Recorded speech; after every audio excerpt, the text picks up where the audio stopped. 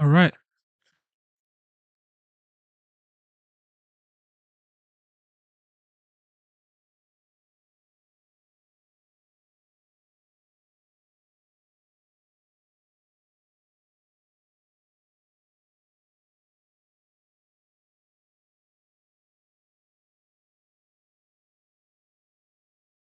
All righty.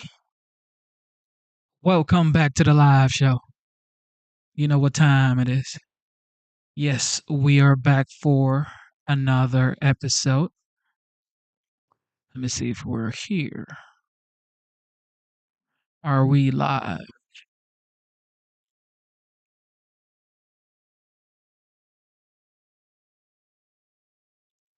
Are we live?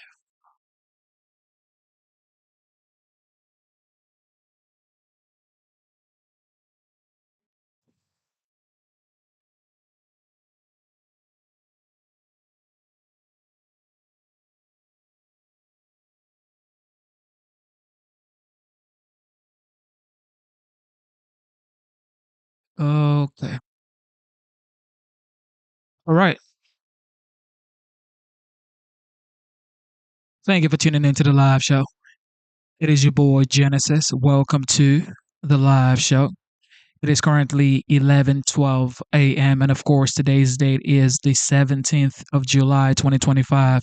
Yes, we are back for another episode. This is going to be interesting because we're going to check out what the OG, the 45th, now the 47th President of the United States did yesterday. He was with uh, another prime minister and he participated in a bilateral meeting with this prime minister and a crown prince of Bahrain. So that person that you see on probably the left side of your screen above me is the crown prince and the prime minister of Bahrain. And also after this, we're going to check out President Trump as he participates in a bill signing ceremony with families that have been affected by fentanyl. Okay.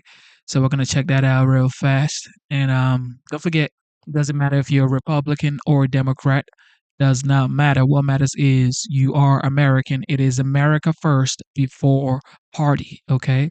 You're not a Democrat first. You're not a Republican first. You are American first, then whatever party you support comes next.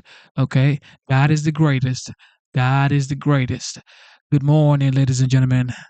How are you this beautiful Thursday morning? How are you doing?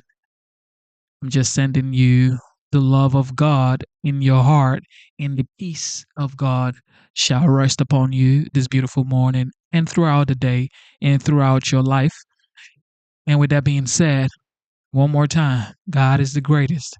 Enjoy the show. Be nice in the comment section, okay? Be nice. Okay. Be nice. Here we go. Well, it's a great honor to have the Prime Minister and the Crown Prince of Bahrain. That's a fancy two titles, I want to say. I don't know if I'd rather be the Prime Minister or the Crown Prince. I think I'd take the Crown Prince. And very importantly, your son, your beautiful son, who has a great reputation, you know that. Thank you, Mr. President. Great reputation as a smart, hardworking guy, so it's good to say hello to you. Congratulations. We've had a tremendous relationship, I have personally, with Bahrain over the years, and has been a fantastic ally. And anything they needed, we helped them, and anything we needed, they helped us. And we're going to be talking about a lot of different things, including the most perfect military maneuver that anybody's seen probably in 50 years, which took place a few weeks ago, and Iran knocked out their entire potential nuclear capacity. And it was obliterated. You know, I used that term. They said, well, maybe that's too much. I said, no, it turned out it was more than obliterated. They can't go back. And we're just really going to talk about some things, including trade. We're going to be discussing trade. We do a lot of trading with Bahrain. and we're going to have lunch after this, but we'll take some questions. At first, I'd like to ask the Crown Prince to say a couple of words. And he also has a father who's living and well and doing fantastically, as I understand it. He is. And somebody who's respected all over the Middle East and all over the world. And thank you very much for being here. Thank you, Mr. President. Thank you, one and all. It is indeed a great honor to be here on this fine morning to put into action the relationship that exists between our two countries. We will be discussing security issues, we'll be discussing trade and investment, which is very important. We're very happy to be announcing $17 billion worth of deals that are coming to the United States, and this is real. This isn't. It's real money. These aren't fake deals. These are real deals. They don't have to borrow the money. We don't have to borrow it. It's coming in, and it only builds upon a legacy that we're very proud of. We have had a relationship in the civil side between our two countries since 1893, and formally since 1948. So may it long continue, and we look forward to many, many more years of productive partnership. Thank you, Mr. President. We will have You that. honor us. We will have that indeed. We'll have many good years, and I'd say right now is your top year, and we appreciate the investment. It's a great. We left, as you know, Saudi Arabia. We were just there, Saudi Arabia, and Qatar was so great. Leaders great. We had UAE, and we had a couple of other visits, but all great places, and we left with $5.1 trillion of investment, and they all want to be investing in the United States. We have, I think we have over $16 trillion of investment coming in, which is a record, and we're only a little bit into the year. And let's say the first 2 months, I sort of took it easy because we had to fix up the Oval Office. I had to devote my time to fixing it up, but no, we had to fix up our country. So we have. I think everyone is saying we have the hottest country now anywhere in the world. We were dead a year ago. We are a dead country. And now we have the hottest country anywhere in the world. And it's a great honor to have you here. Thank you, Mr. President. Any questions? Syria. Can you comment on the developments in Syria at the moment? Well, I can comment. I think I'll ask Marco to say a few words on Syria. Yeah, it's complicated, obviously. These are historic, long-time rivalries between different groups in the south-west of Syria, Bedouins, the Druze community, and it led to an unfortunate situation and a misunderstanding, it looks like, between the Israeli side and the Syrian side. So we've been engaged with them all morning long and all night long with both sides, and we think we're on our way towards a real de-escalation and then hopefully get back on track in helping Syria build a country and arriving at a situation there in the Middle East is far more stable. So in the next few hours, we hope to see some real progress to end what you've been seeing over the last couple hours. Mr. President Jerome Powell, do you have plans, or you're back considering firing Jerome Powell? What's your justification if you're thinking about this? Well, he's too late. He's always been too late. Hence his nickname, Too Late. He should have cut interest rates a long time ago. Europe has cut them 10 times in the short period of time, and we cut them none. The only time he cut them was just before the election to try and help Kamala or Biden, whoever the hell it was, because nobody really knew. Obviously, that didn't work, but he tried to cut them for the Democrats, Kamala. And how did that work out? You'll tell me. It didn't work out too well, did it? But he's I think he does a terrible job. He's costing us a lot of money. And we fight through it. It's almost, the country's become so successful that it doesn't have a big impact, but it does hurt people wanting to get a mortgage. People want to buy a house. He's a terrible Fed chair. I was surprised he was appointed. I was surprised, frankly, that Biden put him in and extended him, but they did. So, no, we're not planning on doing anything. We're very concerned. He's doing a little renovation for $2.5 billion of the Fed, building a renovation, and they have a close to $900 million cost overrun, and it's a shame. But the biggest cost overrun is the cost overrun for interest rates, because we should be paying 3 points lower, and we would save $1 trillion a year in interest if that were the case. And all it is the stroke of a pen. And that goes for his board too, because his board is not doing the job. Because they should try and rein this guy in. So he's doing a lousy job, but no, I'm not talking about that. Fortunately, we get to make a change in the next, 8 months or so. And we'll pick somebody that's good, and we'll pick somebody. I just want a fair job. We want to see lower interest rates. Our country deserves it. We're making a lot of money. We're doing great as a country. We have no inflation, record stock market, record business, record everything. Everything's a record now. We had the worst inflation in history under Biden, and now we have almost no inflation. We've done a great job, and we should have the interest rates cut. So you're saying the other day that Scott Bessent, you're so happy with the Treasury that he's not your top option to replace Jerome Powell, whenever that may be, whenever you decide what you want to do with him. No, Scott's doing a very good job. No, I'm very happy with Scott. Which I'd rather keep him. Kevin, somebody would consider. Kevin is fantastic too. We have a lot of good people for that job. It's not a tough job, to be honest. Assuming you're smart, it's not a tough job. If you're a dummy, then I guess it's a tough job. But it might be one of the easiest jobs I've ever seen. And now on top of it, he's building a close to $3 billion little nest egg for himself. He's not doing the right job. We should be saving $1 trillion a year in interest. When he talks about cost, we should be saving. Think of it, $1 trillion a year. Add that with the tariffs and everything else. But he just doesn't want. He's a knucklehead. But we'll see how that. We'll see how he's listening to this. That's a strange conversation. But we like to say it like it is. But we have a lot of people that want that job very badly, and I'm only interested in low interest people, frankly, because you don't need. I know. So they had the 71 different economists and people experts that they picked about a month ago. I was the only one, along with one person from maybe the Wharton School of Finance. The two of us got it right. 69 people, including Powell, got it wrong. And he wants to hire thousands of new people to help him decide where we're going in the future.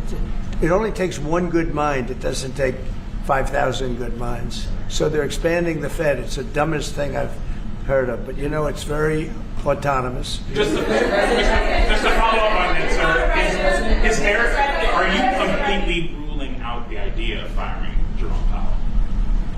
I don't rule out anything, but I think it's highly unlikely unless he has to leave for fraud. I mean, it's possible there's fraud involved with the $2.7 billion renovation. This is a renovation. How do you spend $2.7 billion? And he didn't have proper clearance, et cetera, et cetera. So that's going on. So there could be something to that, but I think he's not doing a good job. He's got a very easy job to do. You know what he has to do? Lower interest rates.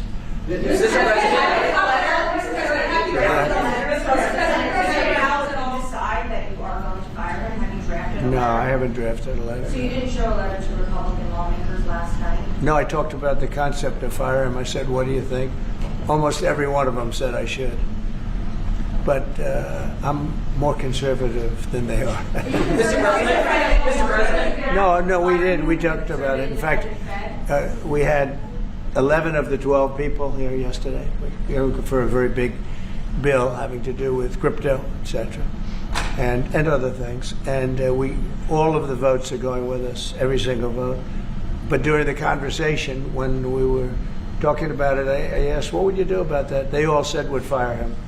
Mr. President? Yeah, please. Thank you for taking my question, sir. You were in Pennsylvania yesterday. You Yes. unveiled $92 billion worth of investments. One of those jumped out to $15 billion in Homer City to build the largest natural Right. gas Yes. power plant ever.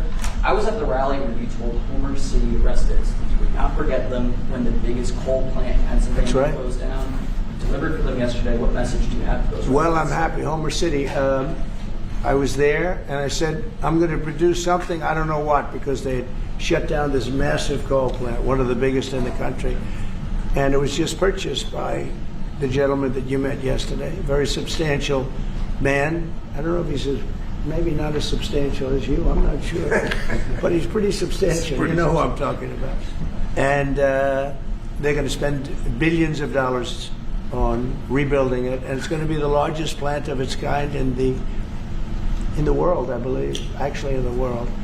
And it's going to be great. So we really fulfilled that promise to Homer City, but it's to Pennsylvania, basically. I won Pennsylvania, and very conclusively won Pennsylvania. So I owe them a big debt of gratitude. But thank you for bringing that up. We raised 92. It's actually going over 100. So it'll be over $100 billion to be invested in Pennsylvania. It's Pennsylvania Energy Project. So we had, everybody was there. Larry Fink was there. I mean, everybody was there and done a great job. The senator did a great job. And we were very proud. That was a great meeting yesterday. Thank you very much. Mr. President, actually for each of you, so for the Crown Prince, are you planning on taking any of the Patriot missiles that you're going to receive from the United States? And Thank you for tuning into the live show. All right, shout out to the GOAT. Shout out to the GOAT, Dr. Luke, the GOAT. God bless you for the super chat. He says, from my family to yours, Genesis. God bless you. God bless you too, Dr. Luke. Thank you for the super chat. Everybody tuned in, God bless you. Thank you so much. Enjoy the show. Here we go. goes to help Ukraine? We have no current plans as we have an operational requirement inside Bahrain to keep them there for the present time at least. He's got plenty of them, too. And Mr. President, on the fentanyl bill, They're wonderful. They're wonderful pieces of kit. They work very well. American technology is the best. Yep. and on the fentanyl bill that you're That's signing. maybe the most important part of this. He has his choice of everything, and we make the best military equipment by far in the Bar world. none. There's nothing close, right? Bar none. Yeah. Thank you. And on the fentanyl bill that you're signing today, do you hope that that's going to restart law enforcement cooperation with China on getting the fentanyl? Yeah, I think China's been helping out. I mean, it's been a terrible situation for many years with fentanyl, but since I came here, we're talking to them, and they're making big steps. They're also, as you know, being penalized. You know that, right? They're being penalized with tariffs because of the fentanyl, but they want to do something. We'll see what happens. Mr. President. Go ahead, please. Thank you, Mr. President. An American from Tampa was beaten to death, who was killed by Israeli settlers in the West Bank. His family has been calling on you to help prosecute his killers. Are you going to do that, an American from Tampa? Yeah, your first sentence is really. Go ahead. An American citizen from Tampa, Florida, has been killed in the West Bank. His family has been asking you to prosecute him. Are you going to help? Do you know about Yeah, this? well, so first of all, have you seen yesterday, Ambassador Huckabee has asked the Israelis to conduct an investigation. We want to get all the information about who was involved. We protect all American citizens anywhere in the world, especially if they're unjustly murdered or killed. So we're gathering more information, but I hope you saw yesterday Ambassador Huckabee in Israel asked the Israeli authorities to produce an investigation and concrete information about who was responsible for his murder. They're reporting that tomorrow. We have a meeting on it. They're going to be reporting that to me. Yeah. Do you think that the Gulf area now is more secure? And do you believe that a negotiation with Iran is necessary at this stage? Well, I definitely believe that the volatility of the situation has been reduced. And we didn't know where it was going to go on the Sunday. We were very glad when we found out on the Monday. Let me put it that way. And should the Iranians want to negotiate, I believe the ball's in their court. That is the true reality of where we stand today. They are the ones that stand to benefit from a negotiation. And they do. They want to negotiate. They want to negotiate badly. We're in no rush because, we said we could have made a deal. They should have made a deal. And then we bombed the hell out of their various places. We're in no rush, but if they want to negotiate, we're here. Yeah. Mr. President, I know you want to move past all this intrigue over the Epstein files, but I do want to ask you to clarify something you said this morning. You said this was all a hoax. Has your attorney It's a big general hoax. told you this was a hoax? What evidence? No, it's not the Attorney General. No, I know it's a hoax. It's started by Democrats. It's been run by the Democrats for 4 years. You had Christopher Wray and these characters and Comey before him. And it's a bad group. It started, actually, look at the Steele dossier. That turned out to be a total hoax. The 51 agents, the so-called intelligence agents, it was a hoax. It's all been a big hoax. It's perpetrated by the Democrats, and some stupid Republicans and foolish Republicans fall into the net, and so they try and do the Democrats' work. The Democrats are good for nothing other than these hoaxes. They're bad for policy. They're bad for picking candidates that can get elected. Like in New York, we have a communist running. He may get elected too, actually, but he'll destroy the city. No, it's I call it the Epstein hoax. It takes a lot of time and effort. Instead of talking about the great achievements, we've had a great gentleman yesterday, as you know, went on CNBC and he made the statement that Trump may go down as the greatest president of all in the United States. And instead of talking about the things we've achieved, we've had tremendous achievement. They're wasting their time with a guy who obviously had some very serious problems, who died 3-4 years ago. I'd rather talk about the success we have with the economy, the best we've ever had, and all of the things we've done, including the Middle East. I mean, you see it. Instead, they want to talk about the Epstein hoax. And the sad part is it's people that are really doing the Democrats' work. They're stupid people. Yeah, go ahead. Mr. President. Go ahead. Mr. President, there's lots of reports coming into this meeting that you plan on firing Fed Chair Jay Powell. Is that right? Those are reports, but they're not true. So what would be useful to know, are you committed to picking someone from the outside, or are you going to interview? I have so many people that want that job. I have people that I've known a long time. They're calling me, begging for the job. You know what you need there? A smart person with common sense, but you need a very smart person for that job. I think it's one of the easiest jobs in government. You show up once a month and you make a statement about where the economy's going, and we're going to raise or lower interest rates. It's probably the easiest job I've ever seen. That's why I'm trying to figure, why does he want to expand and add more people? He's going to add more economists to tell him what to do. But the economists, I was right. All the economists were wrong. They admitted it. They admitted it this morning. Quiet. Go ahead. You mentioned fraud in an earlier answer. Are you saying you want to investigate the Fed chair for fraud related to this renovation? Well, I think he's already under investigation. He spent far more money than he was supposed to on rebuilding. I didn't see him as being the kind of guy that would want to have parks, rooftop parks, and everything else on top of buildings. But who wants to spend that money for the Fed?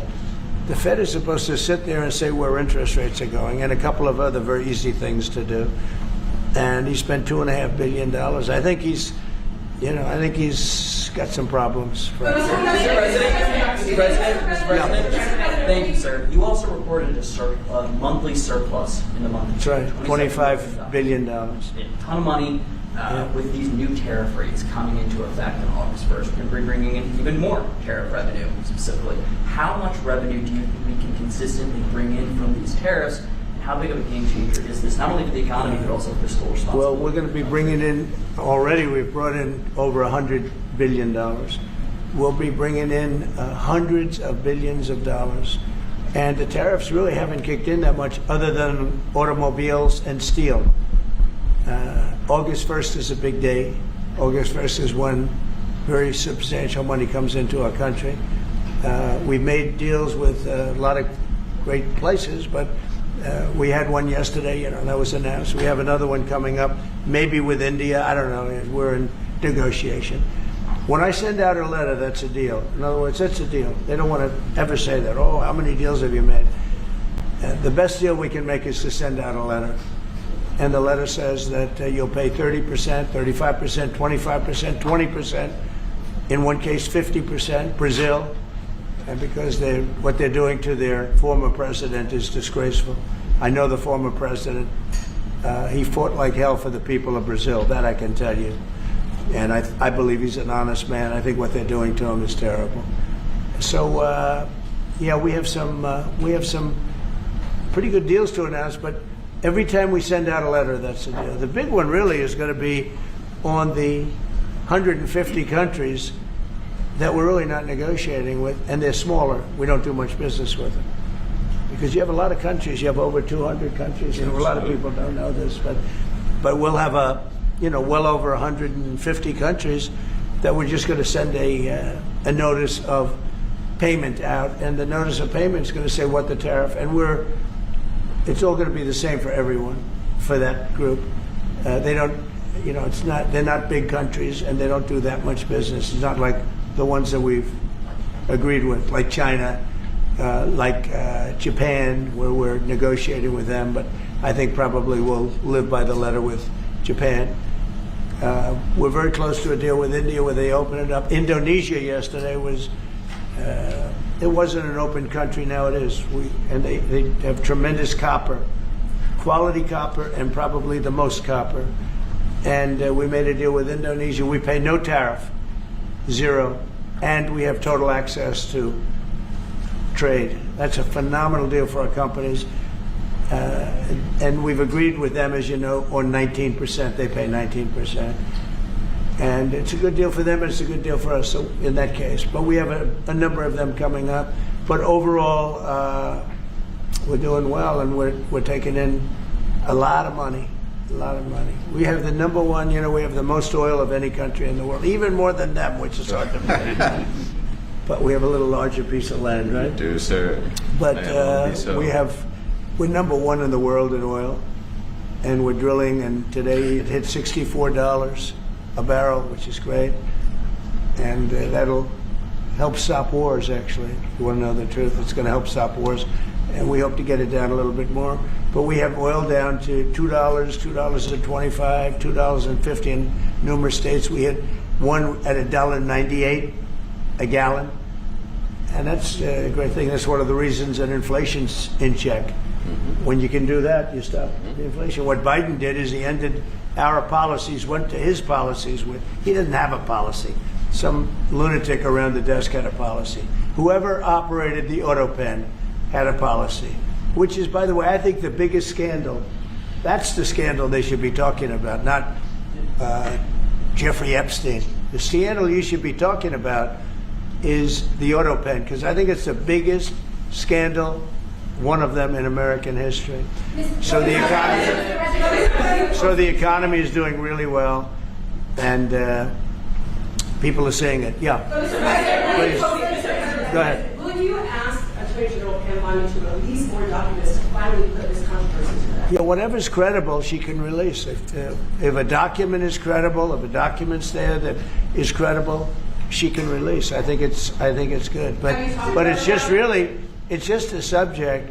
He's dead. He's gone, and all it is the Republicans. Certain Republicans got duped by the Democrats, and they're following a Democrat playbook, and no different than Russia, and all the other hoaxes. They're started by the Democrats, and some Republicans. In this case, I was surprised, but they got duped.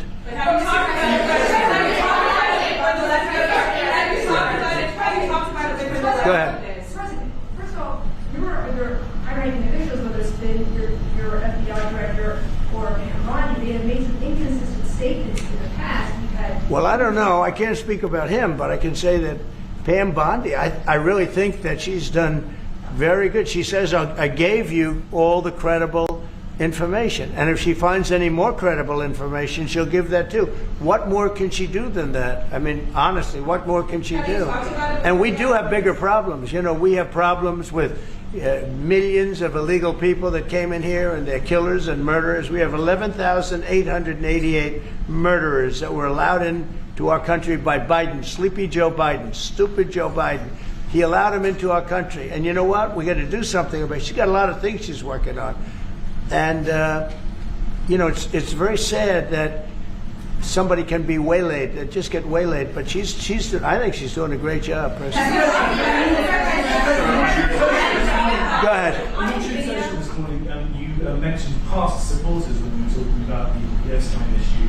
Does that mean that you're effectively disowning any supporters? No, but I lost a lot of faith in certain people. Yeah, I lost because they got duped by the Democrats. The Democrats are good for nothing. They've done a terrible job. They almost destroyed our country. If I didn't get elected, all these numbers you're hearing about, they found $25 billion and another 25 is coming in, and hundreds of billions of dollars is pouring into our country. And we just got the biggest tax cut in history. We just got the biggest regulation cuts in history. There'll be no tax on tips. There'll be no tax on Social Security. There'll be no tax on overtime. There'll be no tax on so many other things. You're allowed to deduct your interest from a car payment. That's never happened before. You borrow interest. You borrow money to buy a car if the car is made in America. And by the way, factories are being built all over America, car factories, AI factories, but you get a deduction on your interest. Nobody ever thought of that before, never happened before. And, you know, these are the things that they should be talking about. The big, beautiful bill is one of the greatest pieces of legislation ever in this country. And the Democrats have nothing to combat it. So they say, oh, it's death. Death. Oh, that's good. And then they give it to the fake news, which is you and a few others. And the fake news talks about the bill is death. The bill is actually life. The bill is life, and it saves our country. This bill is incredible. Look at the results already. So we have $16 trillion being invested in our country. And this great gentleman and his family just came in with another billions of dollars. And if he didn't like the country, if he didn't like where we were going, he's very smart. He'd come, maybe he wouldn't even come. I think maybe it wouldn't even come. You'd save your time. But, because, you know, it's one of those things. But if he didn't like where this country was, he wouldn't be investing billions of dollars in this country. But think of it, $16 trillion, more than has ever been even contemplated before. And we haven't even started yet. So that's what I want to talk about. I want to talk about the success. And the Democrats have nothing to show for what they do. They almost destroyed. They allowed 25 million people to come into our country, gang members, jailbirds, from all over the world, not South America, from all over the world. They allowed them to come into our country from mental institutions, insane asylums, just walk right through. They couldn't come into your country. They couldn't come into any country in the world except our country. And they came in from the worst places, gang members, drug dealers. They all came in. Turn it off, please. They all came in, and I'm doing something about it. We have it under check right now. We got rid of a lot of the murderers already. Some of them we put in our prisons because they're so bad we don't want to take a chance in putting them in a foreign prison, have them come back. But we've done a great job. Our country's in great shape. We literally have the hottest country anywhere in the world right now. And it's true what the king said, what a lot of people said.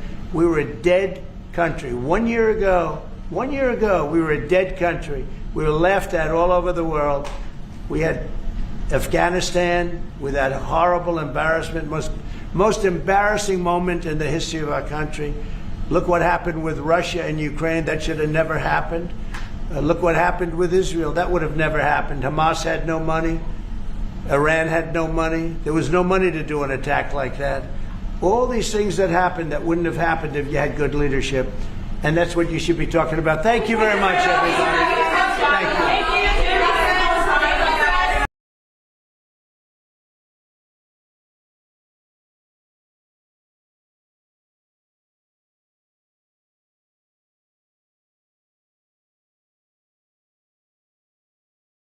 Legacies of saving lives. And so I'm turning my pain into. We're also going to check this out right here. The OG, the 45th, now the 47th President of the United States, also participated in a bill signing concerning fentanyl. So a lot of families have been affected by fentanyl, and it is a sad story, absolutely sad, when you lose a loved one to, drug overdose or anything in that category. But, we just got to pray for everybody. People are going through a lot. That's all you could do. Pray for people. That's why I always say it's not party before country. It is country before party. Okay. We are Americans first before you're a Democrat or before you're a Republican. Watch this. Nice to see you. Nice to see you. Well, thank you very much. Please. It's an honor to be with you. We're making a lot of progress in our country, generally too. But this is a very special time because we've worked very hard to put ourselves in this position. Today we strike a righteous blow to the drug dealers, narcotic traffickers, and criminal cartels that we've all been hearing so much about for so many years, and very little has been done. And we take a historic step toward justice for every family touched by the fentanyl scourge as we sign the Halt Fentanyl Act into law. Good job. Good job.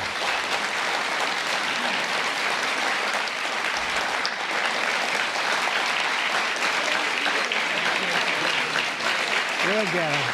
Good job. Thank you very much. With this bill, we are officially and permanently classifying all fentanyl-related substances as Schedule I narcotics, which is actually a very big deal. It doesn't sound like much. It's a big deal, as they will tell you, meaning anyone caught trafficking these illicit poisons will be punished with a mandatory 10-year minimum sentence in prison. We'll be getting the drug dealers, pushers, and peddlers off our street, and we will not rest until we have ended the drug overdose epidemic. And it's been getting a little bit better, but it's horrible. It's horrible. We're going to end it once and for all. And we're pleased to be joined on this occasion by my future DEA administrator. You're going to be a very important position, Terry Cole. Where's Terry Cole? Hello, Terry Cole. I hope you're as good as they say, Terry. I hope you're as good as Glenn Youngkin says, because it was his recommendation that got you this job. You better do a good job, or I'm blaming Glenn. Glenn, I'm going to blame you if he's no good. And who the hell knows, but I have a feeling he's going to be great. Is he that good? All right, good. You better be good. But it was really, Glenn has had tremendous experience with Terry, and he said he's fantastic. He did the job like nobody that you've seen, and we take your word for it. Thank you very much, Glenn. Also with us is Secretary Kristi Noem, who's doing a fantastic job. Where's Kristi? Where are you? Kristi. Hi, Kristi. She is doing a great job with Tom Homan, who's fantastic. He's also central casting. He does serve the central casting role, too, doesn't he? And he's a great guy. Special Envoy Steve Witkoff. Steve, thank you very much. Thank you. Good job. And we have some good news on Gaza and good news on a couple of things that we're working on at a very high level. But you've done a fantastic job. Thank you very much. My nominee to lead the Office of National Drug Control Policy, Sarah Carter. Sarah, great reporter, too. She was a very tough and good reporter, and you've done a fantastic job. So now you'll be able to put all that experience to work.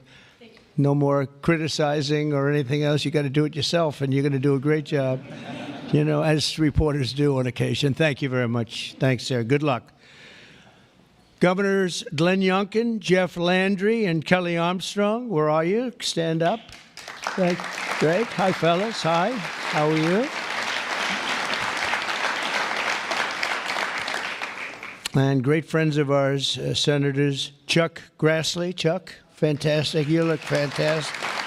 Looks like he's 44 years old. You look great, Chuck. We're proud of you. Jim Banks. Jim.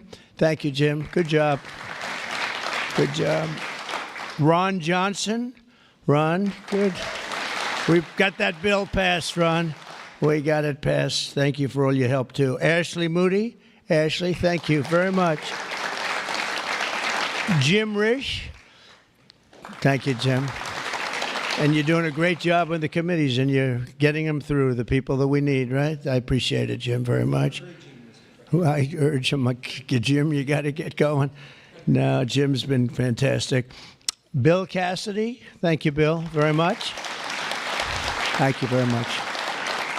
And Roger Marshall. Roger, thank you. And by the way, I have to say, John Thune called. He said, can you get my senators back? We're taking a vote, so we're going to go as quickly as you can. And if you feel like the urge, just get out. And we got to get all these bills signed, a lot of them related to what we're doing. So don't have the urge to stay. I won't be insulted if you walk out. But he just called. He said, could you get him back as soon as possible? Representatives Morgan Griffin, Brett Guthrie, Andy Biggs, Andy Barr, Buddy Carter, Addison McDowell, Troy Balderson. Hi, Troy. Randy Feenstra. Thank you, Randy. Scott Franklin, Tony Gonzalez, John Joyce, Dan Muser, Mike Carey, Scott Fitzgerald, Diana Harshbarger, Bob Latta. That's a good group of people. Hal Rogers, Mike Rowley, and Nick Langworthy. Thank you. We've got a lot of great people. That's a lot of political talent we have. A lot of political talent. Thank you very much. Thanks as well to State Attorneys General Brenna Bird. Thank you, Brenna, wherever you may be, because, you know, Brenna, she was the first one in that state to endorse Trump. Thank you very much. I don't forget those things, even though this is non-political today, okay? Alan Wilson, Chris Carr, and Marty Jackley. Thank you all very much. Thank you. So 6 months ago, we came into office and inherited the worst drug crisis in American history by far. They did nothing. For 4 long years, Joe Biden surrendered our borders to the most evil and vicious traffickers, networks, and everything else on the planet Earth, allowing foreign drug cartels to carve out a massive footprint on American soil. We were doing nothing.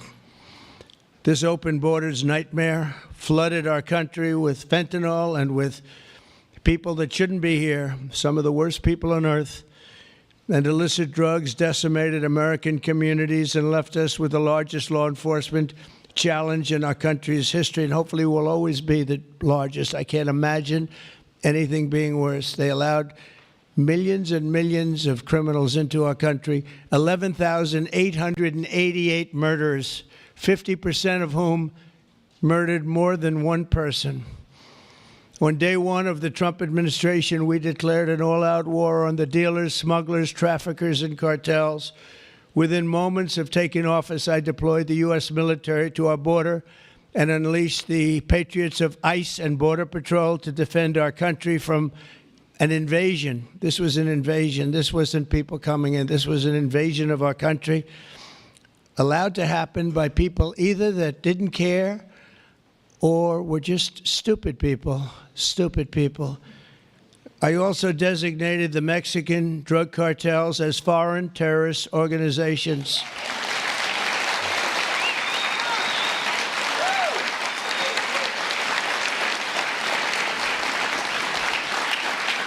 And within a few short weeks, believe it or not, if you remember, now we've even surpassed that, but we achieved the most secure border in U.S. history. And last month, we had the lowest number of illegal border crossings ever recorded. We had in June, the number was actually 0. Now, even I don't believe that, but we're going to take it. How can you go from hundreds of thousands to 0? But that's what they say. And these are very liberal people that do the recording, so I think we're going to have to take it. But the number was 0 in June. Can't get much better than that, right? On day one, I signed executive orders to create new Homeland Security task forces, marshaling the full power of federal law enforcement to eradicate transnational criminal networks and traffickers from our soil. We wanted them out. 2 weeks ago, we secured the resources necessary to achieve that mission when I signed the One Big Beautiful Bill into law. And I want to thank you all. I want to thank you.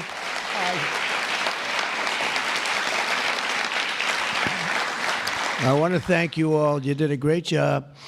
And you could go point after point how good it is. You know, they have just a hit against that. It's one of the biggest tax cuts in history, really the biggest everything in history.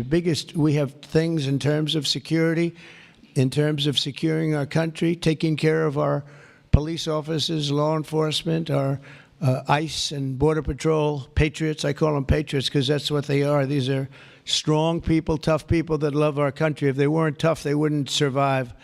But we do more for the country in that bill, I think, than just about any bill that's been passed. And we're going to have to start speaking about it because the Democrats use it. They say it represents death. How effective is that, right? That's pretty good. It represents that. That's all they have. They only have lies. It's the only thing they have. They don't have policy. They can't get people elected. They don't have good candidates. They don't have anything, but they do have two things. They stick together. They stick together like glue. And they always come up with a good little tagline. This tagline is death.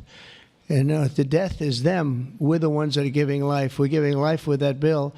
And there's so many good things, whether it's no tax on tips. Think of that. No tax on Social Security. No tax on overtime. If you buy a car, you want to buy a car, you get a deduction of interest on your mortgage. So think of that. Things that were never even a possibility. And then so much else in terms of health, in terms of providing care.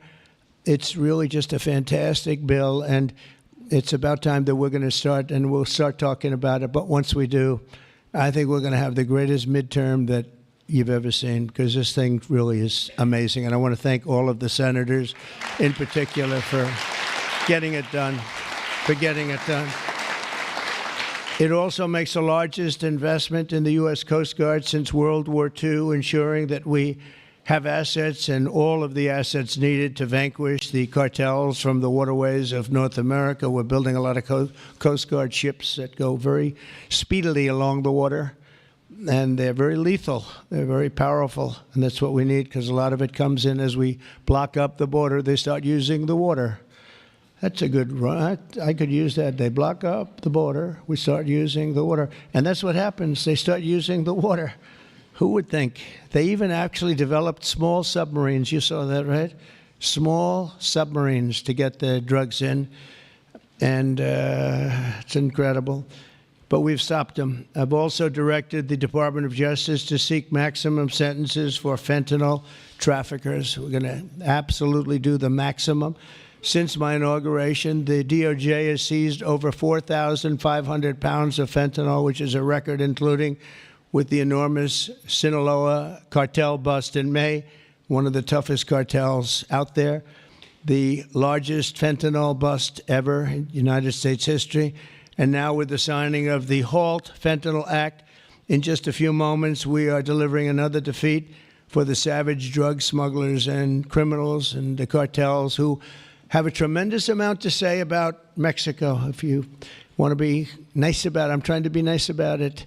They have very strong controls over Mexico, and we have to do something about that. Can't let that happen. The Mexican authorities are petrified. They're petrified to show up at their office. They're petrified to go to work because the cartels have a tremendous grip on Mexico and the politicians and the people that get elected. For years, the monsters who manufacture illicit fentanyl have sought to skirt legal restrictions by making minor variations of the chemical compound, and in the process, they've developed even more toxic versions of the drug. One common variant, known as carfentanil, it's becoming more and more common. It's 100 times more potent than the original version of fentanyl. Can you imagine? Look at what you have to suffer with the original. I mean, this is 100 times more potent, and it's happening stronger, more and more dangerous. And as you know, and I have a very good relationship with President Xi of China, but I imposed a 20% tariff on China because of the fentanyl, and I call it a penalty. It's a penalty because China delivers much of the fentanyl. Some people would say all of it. They deliver it into Mexico and even into our own country. We have a 20%, so they pay billions of dollars in damages for what they've done. And I think we're going to work it out so that China is going to end up going from that to giving the death penalty to the people that create this fentanyl and send it into our country. whether it's through other countries or directly. I believe that we would have had that deal a long time ago. I shook hands with them, and then we had a rigged election, and we had somebody else come in, and they didn't know anything about a deal for the death penalty. The death penalty is going to be imposed on people from China that make fentanyl and send it into our country. I believe that's going to happen soon. But as of today, all fentanyl-related substances will be banned forever, and those who traffic in these deadly poisons will be put behind bars for a very long period of time. We're joined today by just a few of the millions of families ravaged by this scourge, including Greg Swan from Michigan, who carries with him the heartbreaking loss of his beautiful son, Drew. Drew became addicted to opioids after being prescribed painkillers following a sports injury, got injured, and this is happening so much, got injured in sports and ends up, you leave the hospital a week later and you're addicted. But he fought through it and got himself clean. Then one day, Drew took a pill laced with fentanyl. He took it just casually, thought it would be okay, took a chance, and he thought it'd be okay, and it didn't work out, and he tragically lost his life. And Greg, I'd like you to come forward, and if you could just say a few words about your wonderful, wonderful son, please. Thank you, Mr. President. Honor of my life. Thank you very much. Thank you. Thank you so much, Mr. President. I will be brief. It's the honor of my life to be here, and Drew was the happiest day of my life was when he was born, and he always called me his hero to the day he died. And his passing ruined, I thought, my life, and every parent back here that I meet and in the audience, some of my friends, their life is gutted when they lose a kid. There's despair and there's hopelessness. But we've been able to find some repose in going out and advocating, and we want to hit every school in America. There's 26,727 of them. We want to go into every one. The kids are silent when they hear we lost somebody to this, and we tell our story, and they leave unequivocally ready to run away from fentanyl. I would just like to say thank you, Mr. President, for stopping the border crossings. Full stop, mic drop.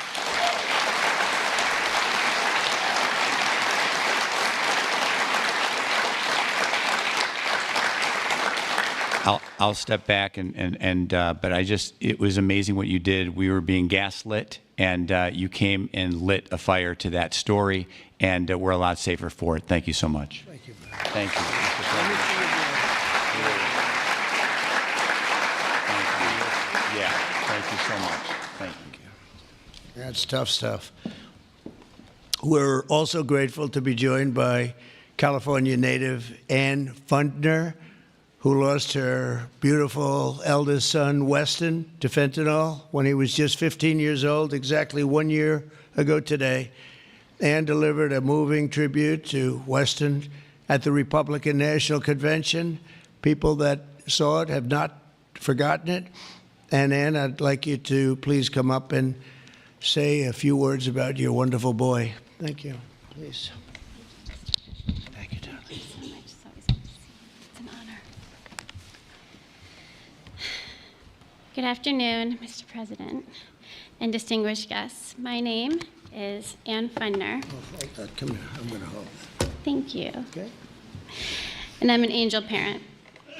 1 year ago today, on July 16th, I stood in front of America and told the story of my son, Weston, at the RNC, and about how he was a beautiful, loving, had a wonderful life.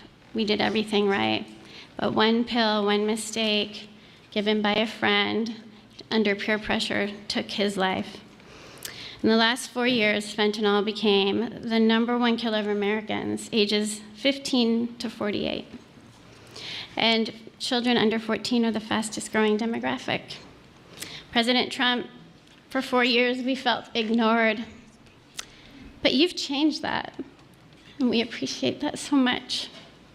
You've closed the borders, sanctioned cartels, imposed tariffs, closed shipping loopholes. Most people don't know about that. That was a big one.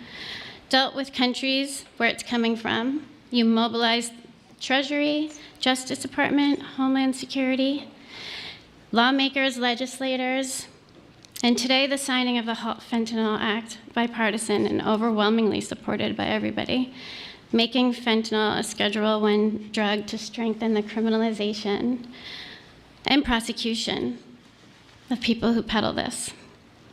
It is a lifeline for families across America and keeping our families safe. And that's all you always want, to keep America safe. And thank you so much. Thank you for keeping America safe and for our children. And this is what we voted for. Mr. President, God bless you.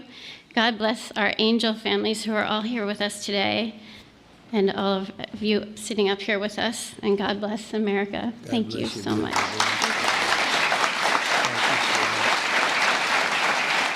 You can have that. Would you like that? I would love to give that to you. Thank you. Thank you very much. It's just crazy that we have to even be doing this. It's so sad. It should be so unnecessary that we stand here for years and years doing the same thing over and over. It's terrible. A friend of mine, a longtime friend of mine, is Jackie Siegel, and her beautiful children, her husband, David, just passed away. David Siegel was a great developer, great developer, great guy, a friend of mine. But her children, Jordan, Jacqueline, and Drew, come from Florida. Jackie lost her beautiful daughter, Victoria, to drugs when Victoria was just 18 years old, a beautiful person. And this April, Jackie lost her sister, Jessica, to fentanyl. In her daughter's honor, Jackie founded Victoria's Voice. And I'd like to ask Jackie to come up and say a few words about her daughter, her husband, her family. She's comes from a great family, and they've been fighting this scourge for a long time. Thank you very much, Jackie.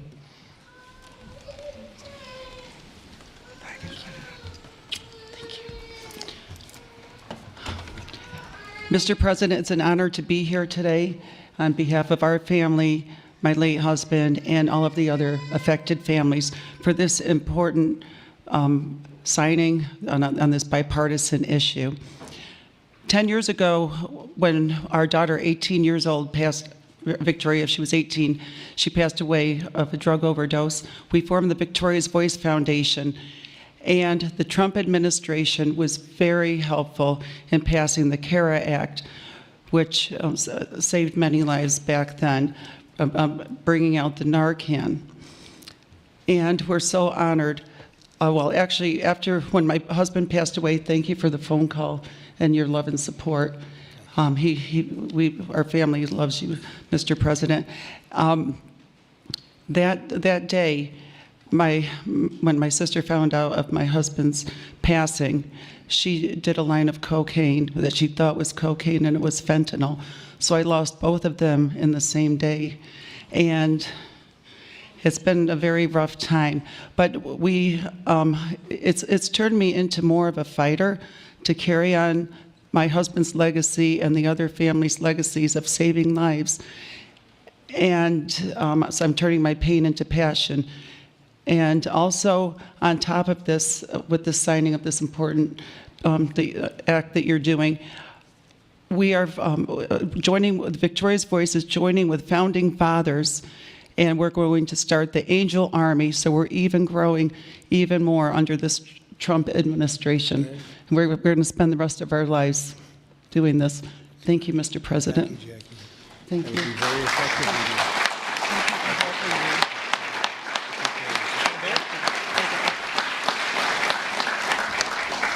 That army will be very effective, knowing Jackie. So thank you very much, Jackie. Everyone knows someone touched by the incredible crisis that we've all been watching all over the world. They're watching it. Other countries have the problem. But I don't think there are too many that have it more seriously than us. They come here and they rip us. They rip us so badly, the cartels and all of the others, because we're sort of a rich country, and that's where the money is. So it happens. People say, why is it so much? Because we have money. We're richer than other countries, so they come here more. They take the money like taking candy from a baby. So today, on behalf of all Americans who have lost a loved one to opioids, we renew our vow to liberate America from this horrible plague, and I hope you're going to do a fantastic job. You have no idea how important you are. You have like maybe the most important job just about in government. There's nothing more important than what you're doing, so I wish you a lot of luck, and we'll be there to help you all the way along, okay? Once again, I want to thank Congress for passing this important bill and for all the work you've done over the last 2 weeks, all of you. What a job you've all done. And it was the congressmen and women and the Senate has been unbelievable. And I'd like to ask, if you want, stand right up here while I sign the bill, and then we're going to get you right back so you can keep passing other bills and make America great again, right? Okay, thank you very much. It's great to have you.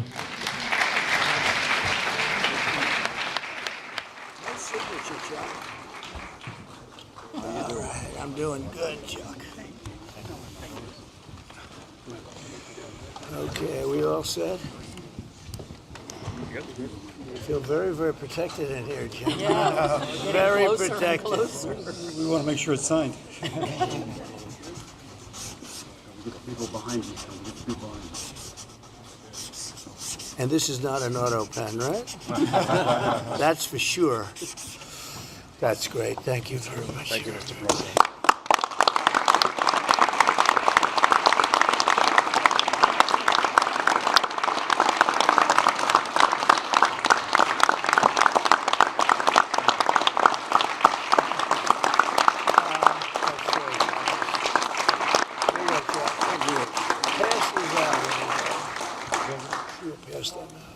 Okay. The most hardworking president in history. It's just the facts, yo. It is the facts.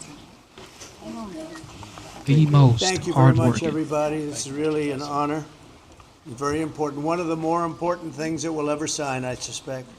And thank you all for the great job. Thank you. Thank you all for the great job. Thank you very much, everybody.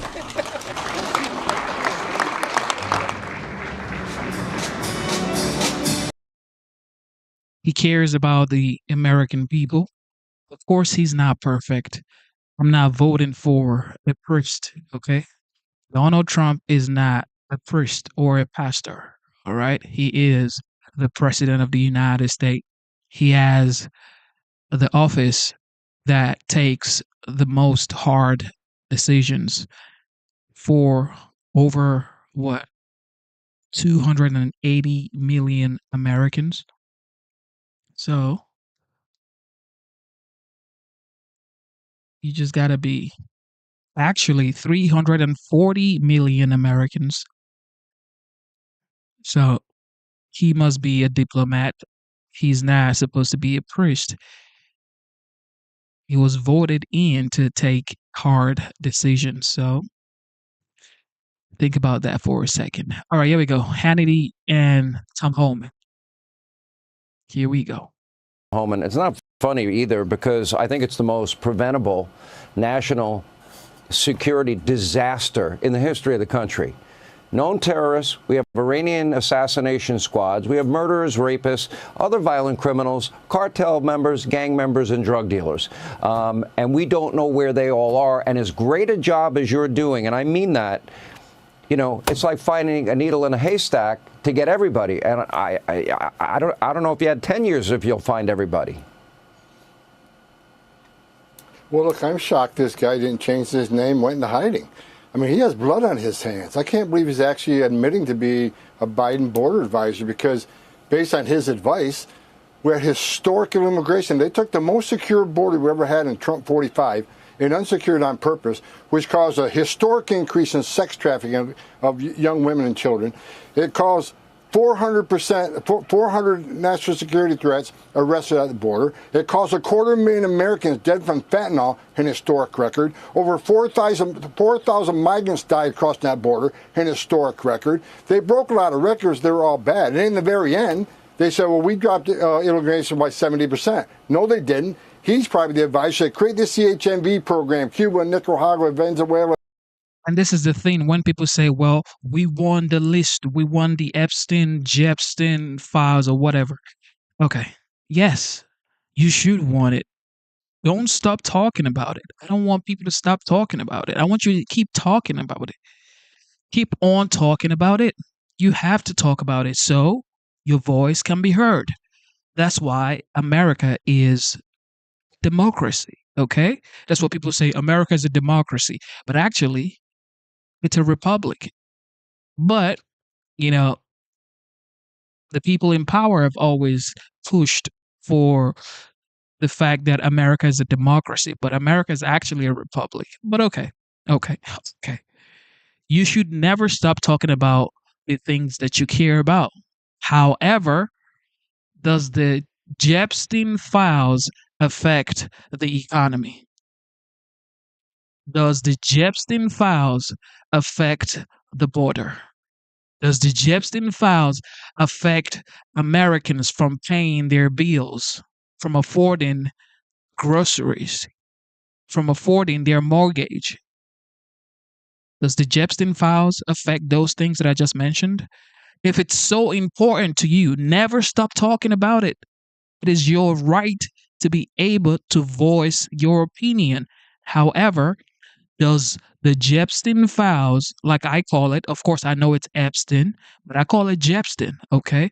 Does the files affect you and a lot of American people trying to pay their bills? So why do you actually care about the Epstein files? You care about it because of transparency, okay? Because the Trump administration prides itself on the fact that it is a transparent administration. So, yes, the files should be released. Absolutely. Immediately. Now. Release it now. However, is the files going to stop you from going to work, clocking in, and doing the best you can to feed your family? I don't think so.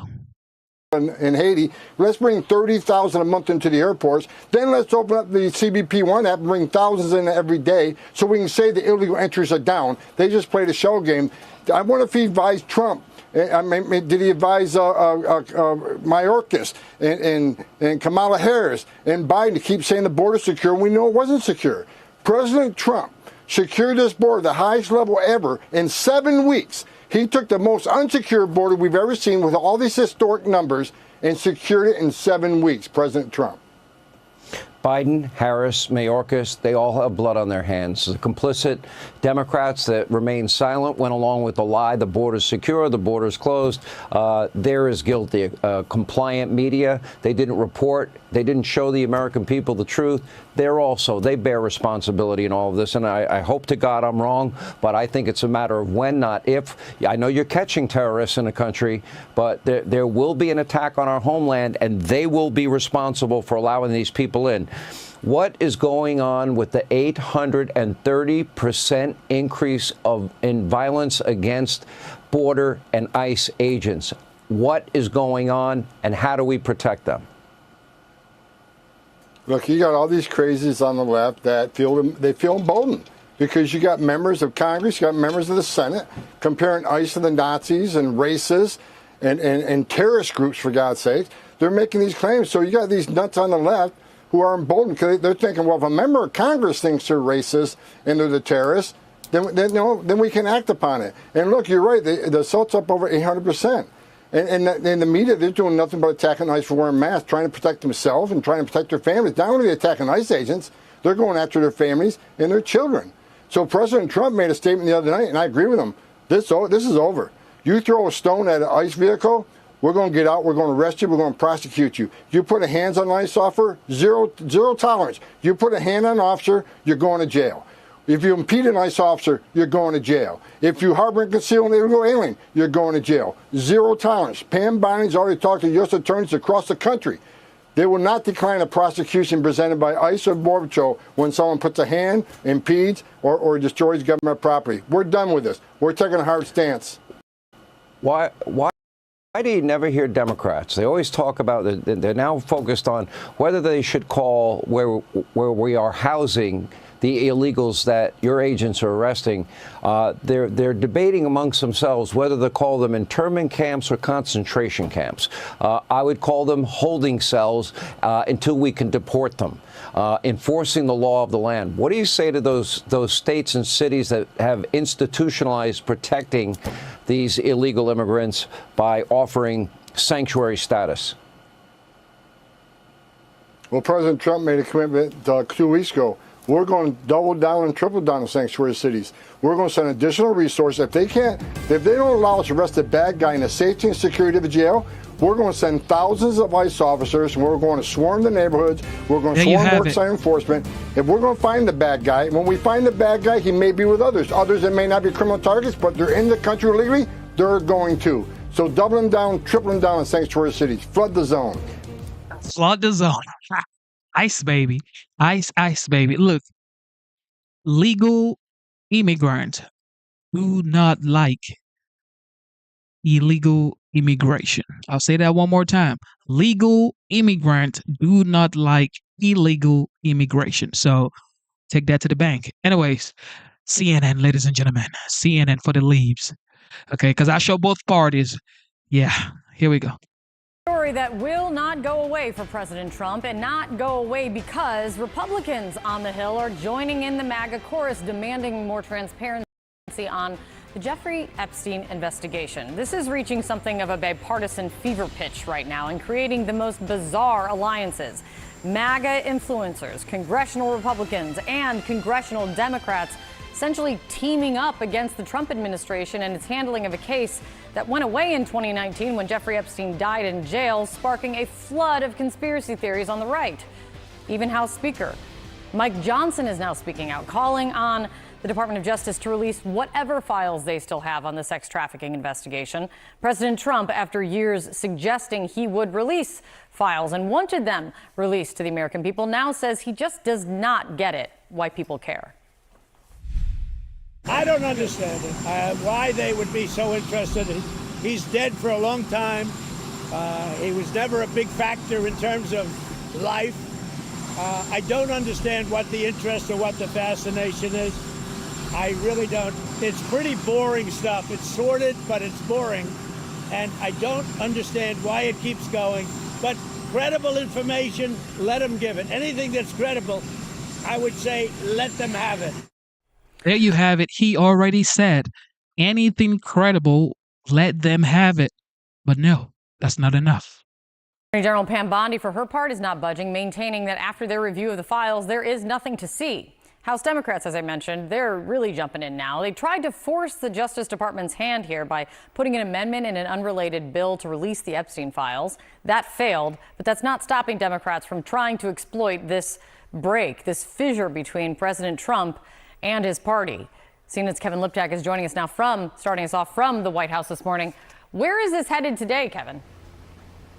Well, it's certainly not dying down, which had been the expectation of people inside the White House when we were talking about this yesterday. Certainly the president's supporters still very upset about all of this. And it's not clear that the president saying that he doesn't understand it, saying that, quote, only very bad people are interested in this, is going to have the effect that he hopes it has. And a lot of the ire still continues to be directed at the Attorney General, Pam Bondi, who, remember, only a few months ago said that she had the Epstein client list on her desk ready to review, but then in that memo last week said that such a list did not exist. Now, we heard from Mike Johnson, who is about the biggest ally of President Trump's in Washington. He was asked about that comment from Pam Bondi. Listen to what Johnson said. We should put everything out there and let the people decide. Pam Bondi, I don't know, when she originally made the statement, I think she was talking about documents, as I understood it, they were on her desk. I don't know that she was specific about a list or whatever, but she needs to come forward and explain that to everybody.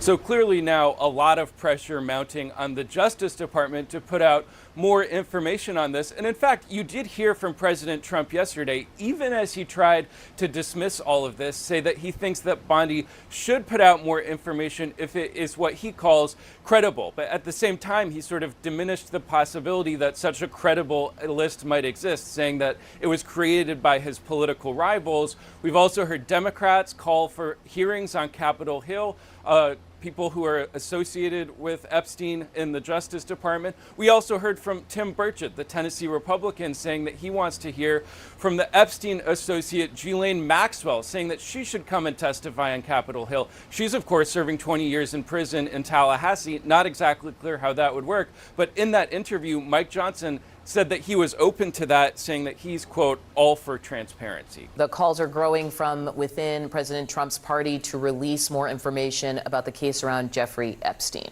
So as the base continues to revolt over Epstein into the second week, some of the president's House allies basically want to see more transparency. Earlier this year, Pam Bondi, Attorney General, told Fox News a list of Epstein clients was, quote, sitting on her desk for review. You can see an image there of Mike Johnson, who's also moved on this issue. Sources are now telling CNN that she was actually referring to files which were later given to right-wing influencers at the White House in big folders labeled the Epstein Files Phase 1. President Trump still seems confused why so many in his party are preoccupied with this. I don't understand why the Jeffrey Epstein case would be of interest to anybody. It's pretty boring stuff. It's sordid, but it's boring. And I don't understand why it keeps going. Group chat is back. CNN has done some polling on the issue and found that 3% of Americans are satisfied with the amount of information released on this case. That dissatisfaction along party lines isn't even that far off. As always, I care about the independence number, which is now at 52%. And Democrats getting religion. Very interested now, Maria. 56% are like, hey, we need more information. I don't know who wants to jump in here. Is there a clean way out? I think politically for Democrats right now, they are doing the right thing in terms of fanning the flames, because this is something that is going to be very detrimental to Trump and Republicans if they don't quell their base. That's the point. The fanning of the flames for Democrats needs to show MAGA base, the podcasters who were so supportive of Trump are the ones who are now saying, we need more information. He's not doing what we thought he was going to do. We did not vote for this.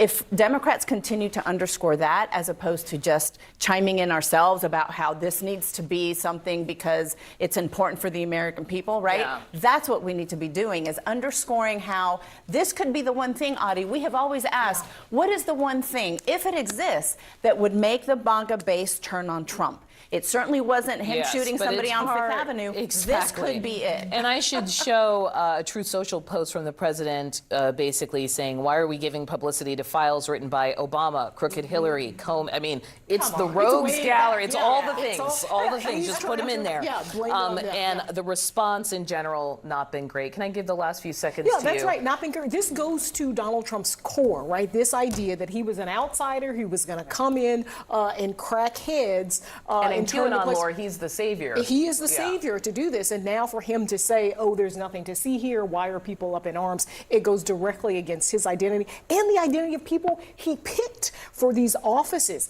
Kash Patel, Pam Bondi. So Dan they've got a real, especially. Don Bongino, exactly. Joining me now is Holly Baltz, an investigations editor with the Palm Beach Post. Holly, good morning to you, and it's so great to have you. You and some of your colleagues have covered Jeffrey Epstein extensively, going back years and years. Having said that, I'd like to first get your reaction to President Trump now claiming that the Epstein files were made up by Democrats like Barack Obama and Joe Biden. He's also blaming former FBI Director James Comey. What do you say to that?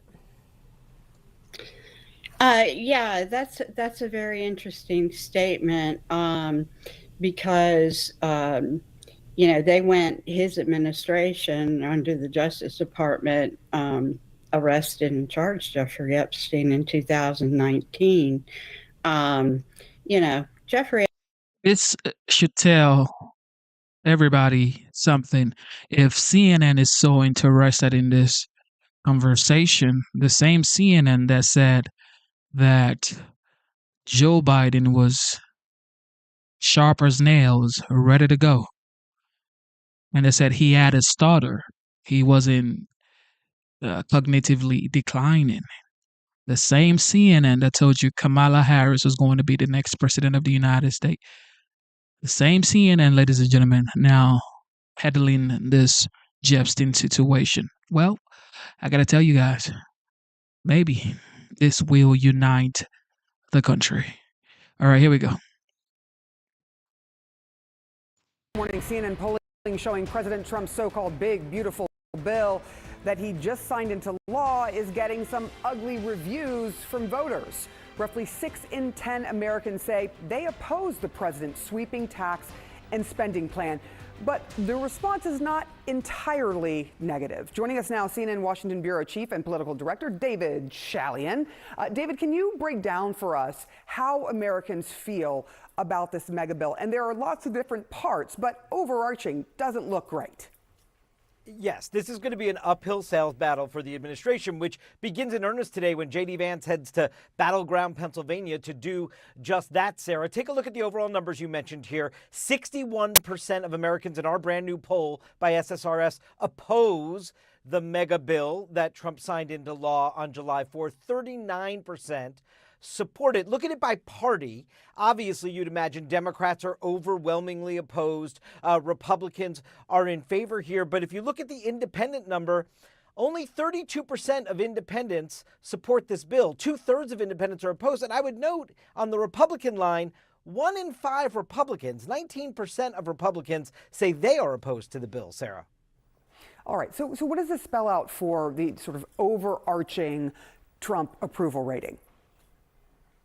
Well, Donald Trump's approval rating in our brand new poll stands at 42% approval, which is roughly where he was when we last checked in as well. So we're not seeing a ton of movement. Now, I should say 42% is not where any president wants to be. He's upside down there by 16 percentage points. 58% of Americans disapprove of how he's handling his job as president. But we're not yet seeing any kind of movement in his approval rating, which tends to be, in the history of Donald Trump on the public stage, operating within a very narrow band. And we're seeing that here in the second term as he approaches the 6-month mark as well.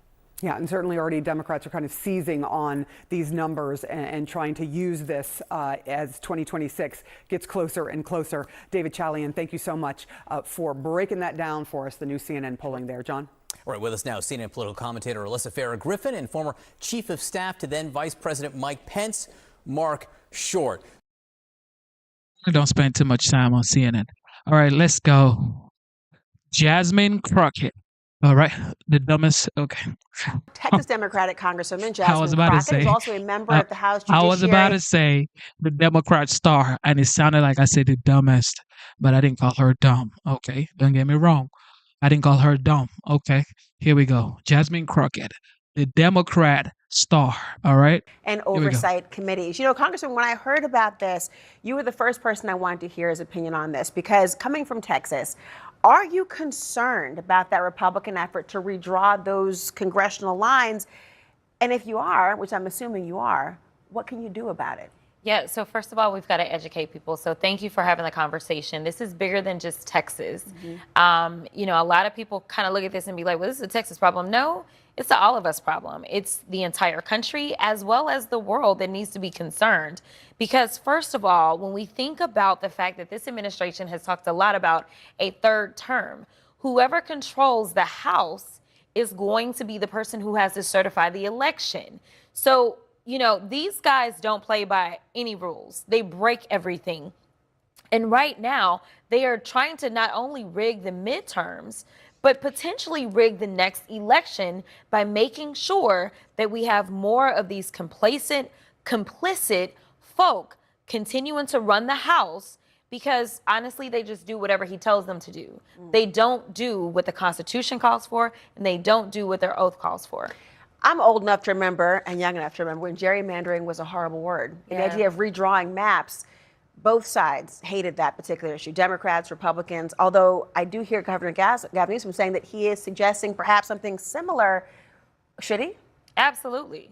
So because it'll truly be tit for tat. Would that be respected? You've got to meet the moment. You've got to meet the moment. And the reality is that we need to be in a fair position. Honestly, Donald Trump would not be causing the havoc that he's causing if it wasn't for North Carolina deciding that they were going to cheat as well.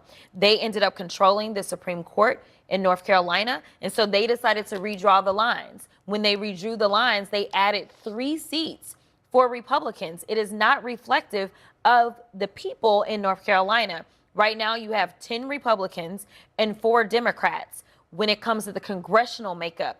But when you look at how the state voted, they barely voted a little bit over 50% for Donald Trump.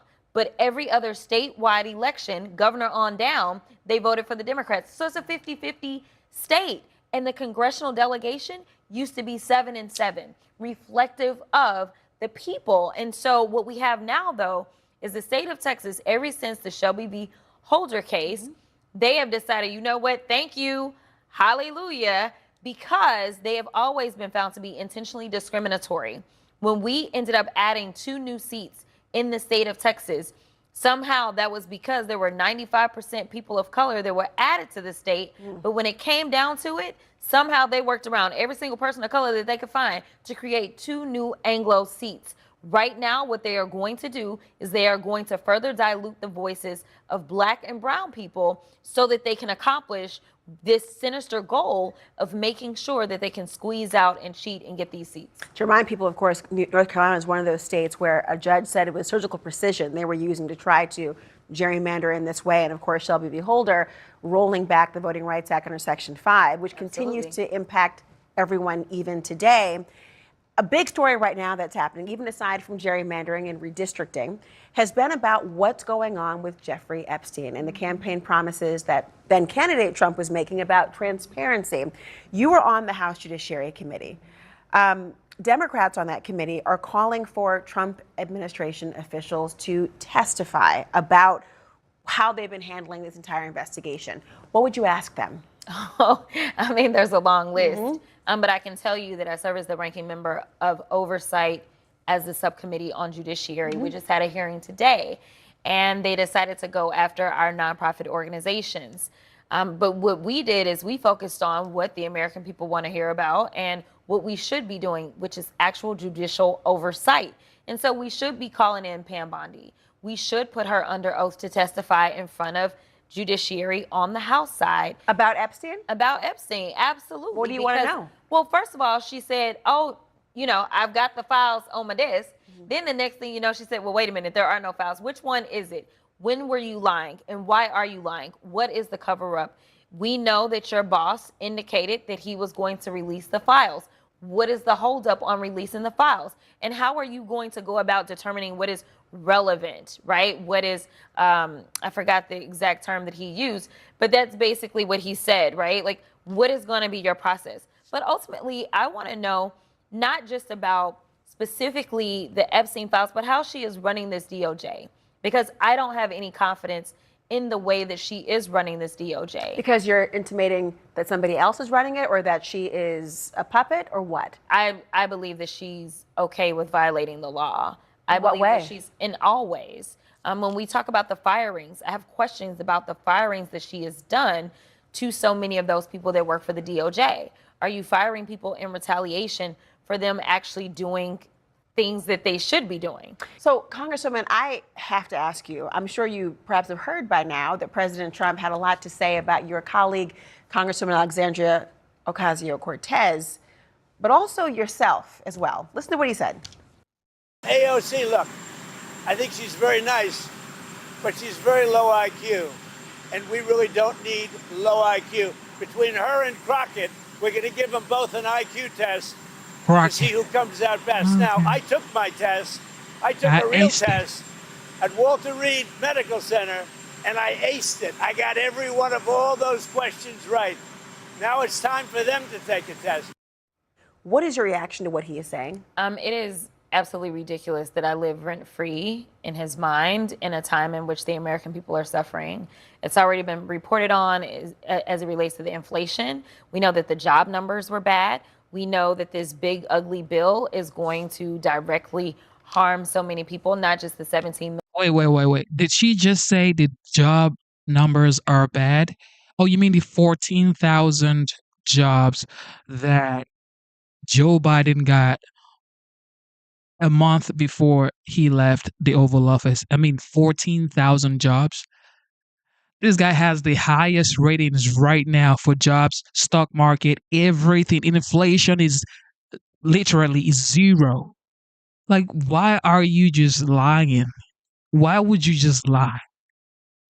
That are going to lose their health care, but everyone else whose health care premiums are going to go up because $1 trillion is being taken out of the health care infrastructure. There's a lot of things he could be working on, but for some reason, he is constantly focused on me. And personally, I've never met the man. I have no interest. Exactly. Exactly. You've never met him. You've never met him. This is the president of the United States talking about you live rent free in his mind. Okay. Going to the White House and meeting him or That talking might surprise people that you've never met. given how often you're I have never met him, but for whatever reason, I live rent free. And honestly, the biggest concern that I have is that every time he does something, he has minions that see it as a dog whistle. And then it only increases the attacks on myself as well as any other colleague. But he absolutely consistently buys into this idea or continues to put it out there that women of color somehow are low IQ. Let me be clear. I have a lot more education than he does. This is just what it is, degree-wise. I have earned my degrees. My daddy didn't have to make a phone call to get me into anything because Bro. When people start talking and they talk about my daddy didn't have to call because why didn't your daddy work hard enough? Okay. When people try to like attack Trump and they say he's a trust fund baby, the reason he's where he is right now is because of his parents. Blame your parents for not having money, for not being successful. Stop trying to blame Trump for being a rich kid. He's a rich kid. Okay, so what? Isn't that what you want for your kids? Don't you want to have money so your children can be called rich kids? Isn't that what you want? Why are you trying to make this man feel bad for the fact that his parent did what they had to do to become rich and sent their kids to the best schools and gave their son the family business? Isn't that what we all want? To be able to pass something tangible down to our kids and grandkids? Why should it be, well, my daddy didn't call? Your dad should have called. Your daddy should have called, baby. because that wasn't a possibility, okay? So we can stop playing games as if I am somehow lesser than. While No, nobody is saying you're lesser than. Just go to Walter Reed and take the IQ test. You ain't, come on, come on. You are a congresswoman. You're not lesser than, okay? You are a congresswoman, Jasmine. You are. You are a congresswoman.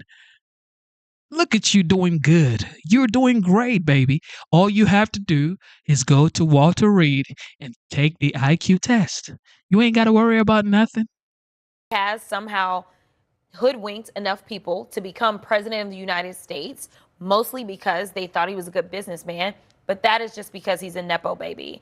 I promise you, if I was a Nepo baby and maybe a man, that I probably could too be president rather quickly, even though. No. Well, okay. Please ask Hillary and Kamala Harris. Tell you that much. Ask Hillary and Kamala Harris. Talking about president that much. I don't think so. I am unqualified. But he needs to focus on doing what he swore an oath to do, which was to take care of the people in this country. And right now, I have not seen any policy that is going to help the people writ large in this country. Oh, for real? So no tax on tips, no tax on overtime, school choice, closed borders, secured borders, great foreign policy. That's not going to help the people. Inflation all the way down, way lower than what it used to be for the past 4 years when Joe Biden was president. Stock market all the way up. And of course, Bitcoin. Nobody talks about Bitcoins because people is like, oh, people are like, you know what, Bitcoin, but Bitcoin is at an all-time high. I'm gonna just, put that right there. I'm gonna put that right there. All right. We have a brand new CNN poll which shows 60% disapproval with the president's big tax and spending law. Polling shows the public and even some of the president's most ardent supporters are angry about the Jeffrey Epstein case. So surely this means that Democrats are surging in their efforts in the midterm elections. CNN senior data analyst Harry Etten is here. And Harry, A, don't call me Shirley. B, so compare this race to the last time we saw big Democratic surge, which was what, like 2006 and 2018? Don't worry, Leslie Nielsen. I won't call you Shirley. Look, the bottom line is this. Democrats are behind their 2006 and 2018 paces when it comes to the generic congressional ballot. What are we talking about here? All right, the Democrats versus the Republicans on the generic congressional ballot, the margins. Look at where we are now. Democrats are ahead, but by just 2 points. Look at where Democrats were already ahead by in 2017. They were behind by 7 points. How about 2005 on the generic congressional ballot? Ahead by 7 points, ahead by 7 points. And now they're only ahead by 2 points. Their lead is less than half of where it was in either 2017 or 2005 in July of those years, the year before the midterm election. Yes, Donald Trump may be unpopular, but Democrats have not come anywhere close to sealing the deal at this particular point. Yet wave looks very different. Yes. All right, this is the generic ballot test. This is when you test people in a generic question. Of course, the House races aren't generic. There are 435 of them. What happens when you go race by race? What happens when you go race by race? Well, it's the same idea. Okay, House seat ratings with a GOP president like back in 2005 and, of course, 2017. More net pickup seat chances. Well, last time around, look at that. Democrats were ahead by 33 seats. How about in 2005? Democrats were ahead by 7 seats. What's going on right now? It's actually Republicans. Republicans with more net pickup chances at plus 12, according to the Cook Political Report, when you add in the likelies, the leans, and the toss-up races. So it's not just on the generic ballot where Democrats are behind their 2017 and 2005 pace. It's actually when it comes seat by seat, you see that at least at this particular point, Republicans actually have more net pickup opportunities. This doesn't look anything like those wave elections back in 2006 or 2018. If it doesn't look anything like those years, what does it look like? Okay, so what does it look like? Well, let's take a look back at the generic congressional ballot. What was going on in Ipsos in October of 2024? Democrats were ahead. Okay. See, we're not going to make this about being a man or being a woman or whatever. It's okay if she's smarter than Donald Trump. It's okay. She's a smart woman. Jasmine Crockett is a smart woman. She's a congresswoman, ladies and gentlemen. Of course, she's smart. Okay, she's smart. There's no argument about that. All right? I'm not here trying to bash Jasmine Crockett. Don't get me wrong. I'm not going to be that person bashing another person. Now, I don't bash nobody. But the fact is, there's only one of those two people between Jasmine Crockett and Donald Trump. Let's forget about being a congresswoman and being the president of the United States. It's only one of those people that has their names on buildings across the world. Not just in the United States, not just in New York, Chicago, Los Angeles. No. Okay? No.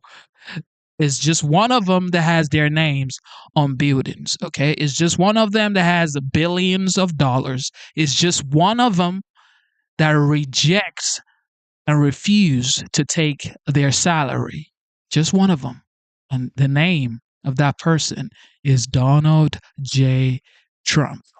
He doesn't take his salary. I tell you that much. Jasmine, you better go on ahead and take the salary, girl. Take it on. By 2 points.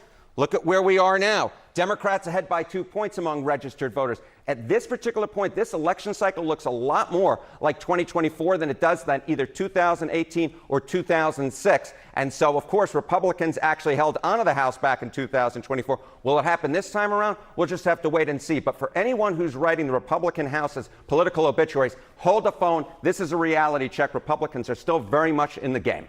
Area, and that'll be quite a reality check, I think, for a lot of Democratic voters. Yeah. Thank you very much you, for that. Kate. Joining us right now is Democratic strategist Chuck Rocha and Republican strategist Malik Abdul. Guys, thanks for being here. Chuck, why isn't it adding up? What are Dems still not getting right? I think Democrats are finding their footing right now after they just got through fighting this big, beautiful, whatever you call this thing. When folks start feeling that, and you're starting to It's fighting the big, beautiful bill. Y'all chill, relax. CNN. The president's still talking about the Jeffrey Epstein When case. The Justice Department is busy trying to keep his. I like the fact that CNN is peddling this situation, this Epstein file, because this just tells me that something is not adding up. Something is not adding up. If CNN is doubling down on the news, you know for a fact something is not adding up. And with that being said, I got to say something, okay? It takes brains. It takes brains, okay? It takes your mind. It takes brains to make money, okay? Because if it was easy to make money and amass wealth, everybody would be wealthy, okay? Everybody would be wealthy. And there are a lot of rich parents who have passed down wealth to their families, and the family just squandered it, and there's nothing to show for the wealth their parents passed down to the kids. But you could call Trump a trust fund baby. However, his father was never a billionaire. Donald Trump's father was never a billionaire. Donald Trump's father never built any buildings in Manhattan. All of his buildings were in Queens. Okay, so he was in the low leagues. He was playing in low leagues, ladies and gentlemen. In the lower leagues, that's where Donald Trump's father was playing. But Trump took the entire family business to the next level. So you got to give him his flowers, okay? You can argue this guy has filed for bankruptcy so many times. He's failed so many times, and it takes failure for you to be able to succeed. Just ask Elon Musk. Do you know how many of those spaceships, space rockets has blown out of the skies? He's failed so many times, but guess what? He's the wealthiest man financially in the world. So you have to fail multiple times, and you have to fail big. You have to fail big for you to be successful. So this is why I voted for Trump. You can't be voting for someone who hasn't failed and think everything is all rosy. You have to fail, okay? When you fail, you've thirsted failure. So you know how it feels like, and you don't want to ever fail anymore. And see what he's done for the United States. You can hate me, but it's the facts, okay? His accomplice, Ghislaine Maxwell, from successfully appealing her conviction on sex offenses involving minors. In a brief filed with the Supreme Court yesterday, the DOJ argued that her claim that Epstein's 2007 plea deal should have also covered her is both incorrect and unlikely to succeed in, quote, any appeals court. For more on her actual role up to this point, here's CNN's Randy Kay. Maxwell was among Epstein's closest associates and helped him exploit girls who were as young as 14 years old. Ghislaine Maxwell, a friend and former lover of Jeffrey Epstein's. She dated the accused sex trafficker in the 1990s, and the two remained close. Federal investigators accused Maxwell of serving as Epstein's madam, recruiting young girls for Epstein to abuse, and taking part in the abuse herself. She pretended to be a woman they could trust. All the while, she was setting them up to be sexually abused by Epstein, and in some cases, by Maxwell herself. Long before that, Maxwell had a privileged life in the English countryside where she grew up. She's the daughter of Czech-born newspaper tycoon Robert Maxwell, who died in 1991 after falling off his luxury yacht near the Canary Islands. Multiple people say Maxwell introduced Epstein to affluent social circles. Maxwell's own exclusive circle included then-future President Donald Trump, seen together here in this photo from 2000. Alongside him, Melania, who he was dating at the time, and Jeffrey Epstein. That's Maxwell in the background of this photograph of Prince Andrew, with Virginia Roberts, who later became Virginia Giuffre. She had alleged she was trafficked by Epstein with the help of Maxwell and forced to have sex with Prince Andrew when she was 17. The prince emphatically denied all of it and settled Giuffre's lawsuit against him for an undisclosed amount. Giuffre died earlier this year by suicide. Breaking news just into CNN. Longtime Jeffrey Epstein confidant and friend Ghislaine Maxwell has been arrested. In July of 2020, the year after Epstein took his life in jail, Maxwell was arrested in New Hampshire. She was charged with 6 federal counts, including 1 count of sex trafficking children. She pleaded not guilty, yet at her 2021 trial, 4 women alleged that Epstein sexually abused them and that Maxwell not only helped facilitate, but also participated in some of the abuse between 1994 and 2004. The women were under 18 at the time. Maxwell was found guilty of 5 of the 6 charges against her, including the most serious charge of sex trafficking a girl named Carolyn when she said she was just 14 years old. Carolyn had told the court she participated in sexualized massages with Epstein and recruited other young girls for him. Carolyn recalled how Maxwell groped her naked body, telling her she had a great body for Epstein and his friends. In court, the defense tried to portray Maxwell as a scapegoat. Clever and cunning to the end, Jeffrey Epstein left Ghislaine Maxwell holding the whole bag. Maxwell was sentenced to 20 years in federal prison, but appealed her sex trafficking conviction. For now, Maxwell will continue serving time here in Florida. She's behind bars at FCI Tallahassee, a low-security federal correctional institution with a detention center. Her scheduled release date, July 17, 2037.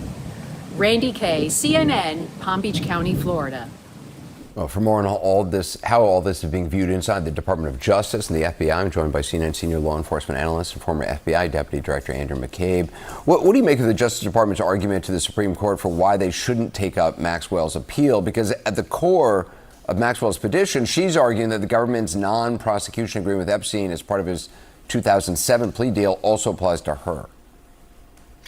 Sure, Anderson. So the government's position is it relies on a bit of a technicality here. The actual language from the non-pros agreement signed in 2008 by Jeffrey Epstein basically says if Epstein successfully fulfills all the terms and conditions of the agreement, the United States, now note, not specifically, it doesn't say just the Southern District of Florida or the entirety of the United States, also agrees that it will not institute any criminal charges against any potential co-conspirators of Epstein, including but not limited to 4 of Epstein's assistants.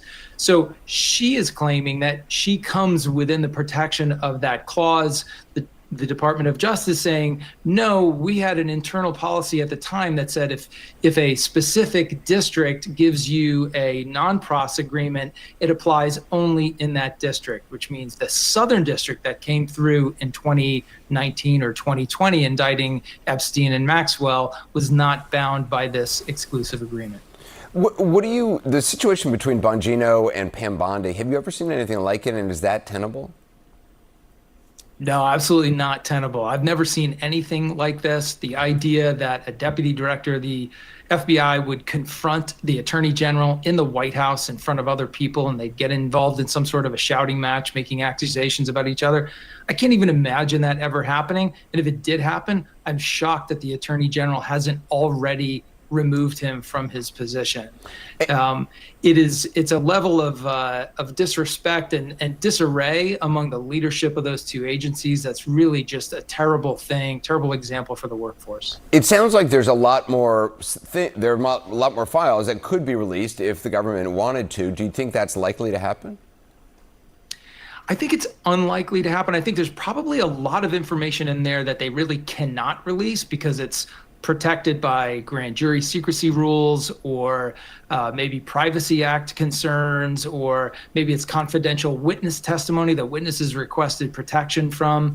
So there are probably a lot of legitimate reasons why some of this information they can't release, not the least of which is that just releasing the names of people who happen to be in Jeffrey Epstein's phone book without any indication that they were involved in some sort of criminal activity would be pretty defamatory and destructive to those people's reputation. So there's a lot of legitimate limits on what they can release. And at this point, whatever they put out is never going to satisfy the conspiracy crowd. Andrew McCabe, thanks very much. It's not that hard, and we will do so in a little while, to find recent tape of the now FBI director, the now deputy FBI director, the now attorney general that he put in place, promising that when they get into office, they will find out the truth about Jeffrey Epstein. And now he is using the power that he hopes he still has to say nothing to see here, that it's a hoax, that it's all the Democrats. He has been successful in trying to do that in the past and say, don't look here, look over here to members of his base. But so far, he has not been successful on this issue. Kristen? Yeah, Dan, I mean, you took the words right out of my mouth. Just because President Trump himself wasn't the biggest proponent or perpetuator of these Epstein conspiracy theories, he did put three of the most vocal people who had said that they wanted to release this list into top jobs within his administration. Of course, being Attorney General Pam Bondi, FBI Deputy Director Dan Bongino, and FBI Director Kash Patel. Now you see him completely backing away from this and also really doing it with a slap in the face to some of his most ardent supporters, people who have been waiting for the release of this list. I just want to read you what he posted this morning, because this is what really set it off. You can see how much angrier he's getting by the minute over this Epstein coverage. He said, my past supporters have bought into this, quote, bullshit, hook, line, and sinker. They haven't learned their lesson and probably never will, even after being conned by the lunatic left for 8 long years. Let these weaklings continue forward and do the Democrats' work. Don't even think about talking of our incredible and unprecedented success, because I don't want their support anymore. Thank you for your attention to this matter. Okay, a couple of things to note here. This isn't just some fringe part of his base. There is a huge part of his base that believes that there are Epstein files that need to be released. We saw that when Charlie Kirk held his seminar over the weekend in Florida, and there were thousands upon thousands of people there cheering to release the files, cheering for Dan Bongino. You are seeing a real break here in the MAGA movement. Now, the question is, as you said, do they fall in line eventually? And we just simply don't know the answer to that right now. But I just want to read you a couple of the things he said in that meeting, because some of these are just so deeply insulting to the people who put him in office. He said at one point that foolish Republicans have fallen into the net of this Democratic, as he called it, Epstein hoax. He said at one point, I have lost a lot of faith in certain people who he said had pushed the Epstein, quote, hoax. This is what he's calling it. He said Republicans got duped by Democrats. At one point, he said stupid Republicans and stupid people are focused on this. So CNN is trying to make sure the Republican Party is divided. Good job. Great job, CNN. You're doing a terrific job. Keep it going. He also noted that if there was anything credible left to release, that the Attorney General should release it, and he kind of documents, and he praised Pam Bondi's handling of all of this. But if you listen to those words there, and you go back and you watch the tape of who exactly it was who was helping propel this messaging around Epstein, those are the people who got him elected, Dana. Those are the people who were out there every day on their podcasts, on various different shows, reaching out to parts of the country that were usually untapped for voters. Yep. Those are those people. And they reached those people, and they got them out to the polls, and they had an unprecedented win with certain voting blocks. And now you hear President Trump saying that these are stupid people who were duped, and that is clearly not going to sit well, despite where this ends, because obviously we can't, again, predict where this goes. But that is not the message that these people who helped him get elected want to hear. He's telling off. So Democrats are saying that some of this information would never be released because of confidentiality. However, the same Democrats are saying, well, release the list. Okay. What do you want exactly? All right. What do you want? As long as it's Trump, no matter what he does, he could never do anything good to these folks. Never. President Trump today angrily denounced situation. the support of anyone in his ranks who cares about the Jeffrey Epstein case, There we go. aka a significant number of Don't people. forget. This is the same Jake Tapper that said everything was so great for Joe Biden. This guy was sharp as nails. This guy was literally walking into the Amazon rainforest, falling upstairs, couldn't make a sentence. And this Jake Tapper right here said everything was going on well. Now, this same Jake Tapper is about to tell us his opinion. Here we go. In his base, who, by the way, elected Trump after he pledged to release the Epstein files, after his surrogate, Elon Musk, told Tucker Carlson that billionaires were backing Kamala Harris because they were terrified Trump would release the Epstein list. Now, this latest kerfuffle started this morning with Trump's post on Truth Social, where he continued to falsely assert that the Epstein files are some sort of Democratic ploy. He wrote, quote, "Their new scam is what we will forever call the Jeffrey Epstein hoax, and my past supporters have bought into this bullshit, hook, line, and sinker. They haven't learned their lesson and probably never will. Let these weaklings continue forward and do the Democrats' work. Don't even think about talking of our incredible and unprecedented success because I don't want their support anymore," unquote. This same energy continued in the Oval Office this afternoon, where the president said this. They're wasting their time with a guy who obviously had some very serious problems, who died 3-4 years ago. I'd rather talk about the success we have with. And look. This is why I can never take anybody serious in this chat. Okay, I could never take anybody serious in this chat. Y'all talking about you supported PDF file. Look, you had Joe Biden on live television sniffing. Yeah, we know what he was sniffing. Okay, sniffing kids. Nobody said anything. Now, oh, you supported PDF file. No, I support one of the greatest, if not the greatest, but at least one of the greatest businessmen America's ever produced, and probably one of the greatest president ever to sit in the Oval Office. Economy, the best we've ever had. It's, of course, not a waste of time to care about the fact that dozens, if not hundreds, of survivors of rape, assault, trafficking, and more have been denied justice in the Epstein case from the jump. Aside from Epstein's own vile crimes, Epstein allegedly helped other powerful people in his orbit get away with heinous actions, including sex abuse, sex trafficking, in some cases the sexual abuse of minors. Here's just one portion of a victim impact statement surrounding the trial for Epstein associate Ghislaine Maxwell, who was sentenced to 20 years in prison for conspiring with Jeffrey Epstein to sexually abuse minors. One victim, who went by the pseudonym Kate, wrote to the Man, shout out to the GOAT, man. Shout out to the GOAT. Dr. Luke, thank you for the super chat. The GOAT, Dr. Luke says, Genesis, are we really going to forget? Trump exposed USAID and brought back hundreds of billions of foreign dollars because why? CNN propaganda. Okay? This is a man fighting for the United States. Nope, they don't want it because he's bringing the money back to the United States. And everyday American, every normal, ordinary Americans now have a chance. They don't want it. The elites don't want it. No, they don't. No, they don't. They don't. judge. Quote, I witnessed Maxwell's relentless and insatiable drive to meet the sexual needs of Epstein at any cost to the vulnerable girls and women upon whom she preyed. Guess what? The same folks that are telling you, release the Epstein file, release, we want it now. Those are the same folks that allows children to say they want to be transgender.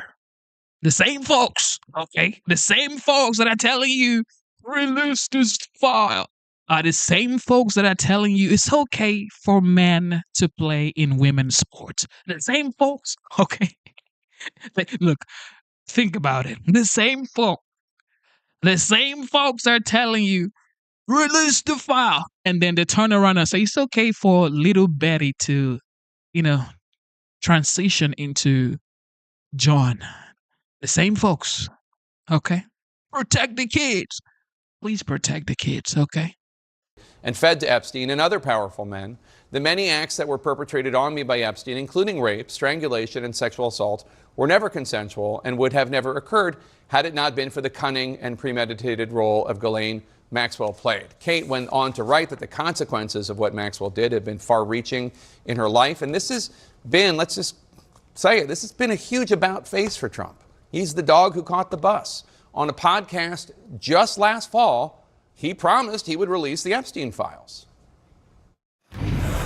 But a lot of big people went to that island. But fortunately, I was not one of them. Yeah, I'd be inclined to do the Epstein. I'd have no problem with it. Back in 2019, in Trump's first term, he retweeted a baseless conspiracy theory suggesting that Epstein's death was tied to Bill and Hillary Clinton. The Epstein case is sadly not a hoax, as the president now claims. So what's going on here? Let's go to CNN's Kristen Holmes at the White House. Kristen, Trump has gone from saying everyone should move on from Epstein to saying he doesn't even want the support of people who care about this. That's a lot of people. We should note that in the not-so-recent past, those who cared about this case have included his son, Don Jr., his Vice President, J.D. Vance, his Attorney General, Pam Bondi, FBI Director Kash Patel, and on and on. What's the thinking here? Jake, I'm not really sure there is thinking behind this. A lot of this seems to be unforced errors by President Trump. I've talked to a number of people around him who do believe that they are understanding where the base stands, but it still seems unclear that President Trump realizes what a big deal this is to so many of his supporters. And just to give some clarity here, it's not just the people who voted for them. It's also the big personalities on the right and some really who had never voted before, now part of the MAGA movement, who drew in their supporters, people who have podcasts, YouTube shows, to get them to the polls to vote for Donald Trump in order to release the Epstein files. And part of this, what I'm hearing from these supporters, is they don't really understand why exactly he's made this about face. Here's what he said in the Oval Office today. It's all been a big hoax. It's perpetrated by the Democrats, and some stupid Republicans and foolish Republicans fall into the net. And so they try and do the Democrats' work. A couple of other things he said, that he has lost faith in certain people because of their belief in these so-called Epstein files, that the Republicans have been duped. Again, as you noted, some of the people who've been placed in the highest roles in his administration, I guess, are some of these same people who were allegedly duped by this quote-unquote Epstein hoax, as President Trump has said. Now, our colleague DJ Judd just caught up with President Trump as he was leaving an event and asked about whether or not he would appoint a special counsel or consider appointing a special counsel. He said he has nothing to do with it. And let's be clear, if someone was going to appoint a special counsel, it would, of course, have to go through the Attorney General's office. But as we have reported time and time again since Donald Trump took office, the Justice Department is operating the least independently that it has in modern history. So, of course, President Trump would have everything to do with a decision about a special counsel here, Jake. All right, Kristen Holmes, thanks so much. Let's discuss this with two former Trump White House officials. Mike Dubke, former Trump White House communications director in the first term. Jim Schultz, former Trump White House lawyer. Jim, you've worked with Trump on a very personal level. Explain to us the mindset here and what you would advise him as his lawyer to say right now. So in terms of what folks are thinking here, and you know, not to get to the crux of this, I think we need to be more concerned, less concerned about MAGA, more concerned about the victims associated with these cases. I agree. Right? When you saw people walking around with the binders outside of that, I thought I handled human trafficking cases on behalf of victims on a pro bono basis. I'm thinking, what are the victims thinking at this moment with people walking outside the White House, reporters with these binders purportedly containing information? They don't know what's in those binders. They don't know what's going to come out. And purportedly containing information, the trauma, we have to think about the trauma that those folks are going through, those women are going through, who had been abused, who had been purportedly trafficked, and you know what their reaction is to that issue. And I think we're losing all of that. The news media is losing it. The White House is losing it. The Attorney General lost it when they paraded around with those binders. And I think MAGA is losing sight of that too. And the Democrats in Congress are doing the same thing. They're politicizing something that's traumatic for folks. And this needs to be governed by and through the court system. And judges need to help make these determinations buying through the Department of Justice if it's something that's going to be released. I totally agree with you, and that's why we interviewed the attorney for some of the victims yesterday, and it's why I already mentioned them. Mike Duggie, let me ask you, notwithstanding the point that Jim just made, this is now a political crisis for the president of some sort, at least with his base. Laura Loomer, who is a conspiracy theorist and somebody that I'd rather not even mention, but she has the ear of the president. I mean, she suggested some firings in the National Security Council, and he followed through.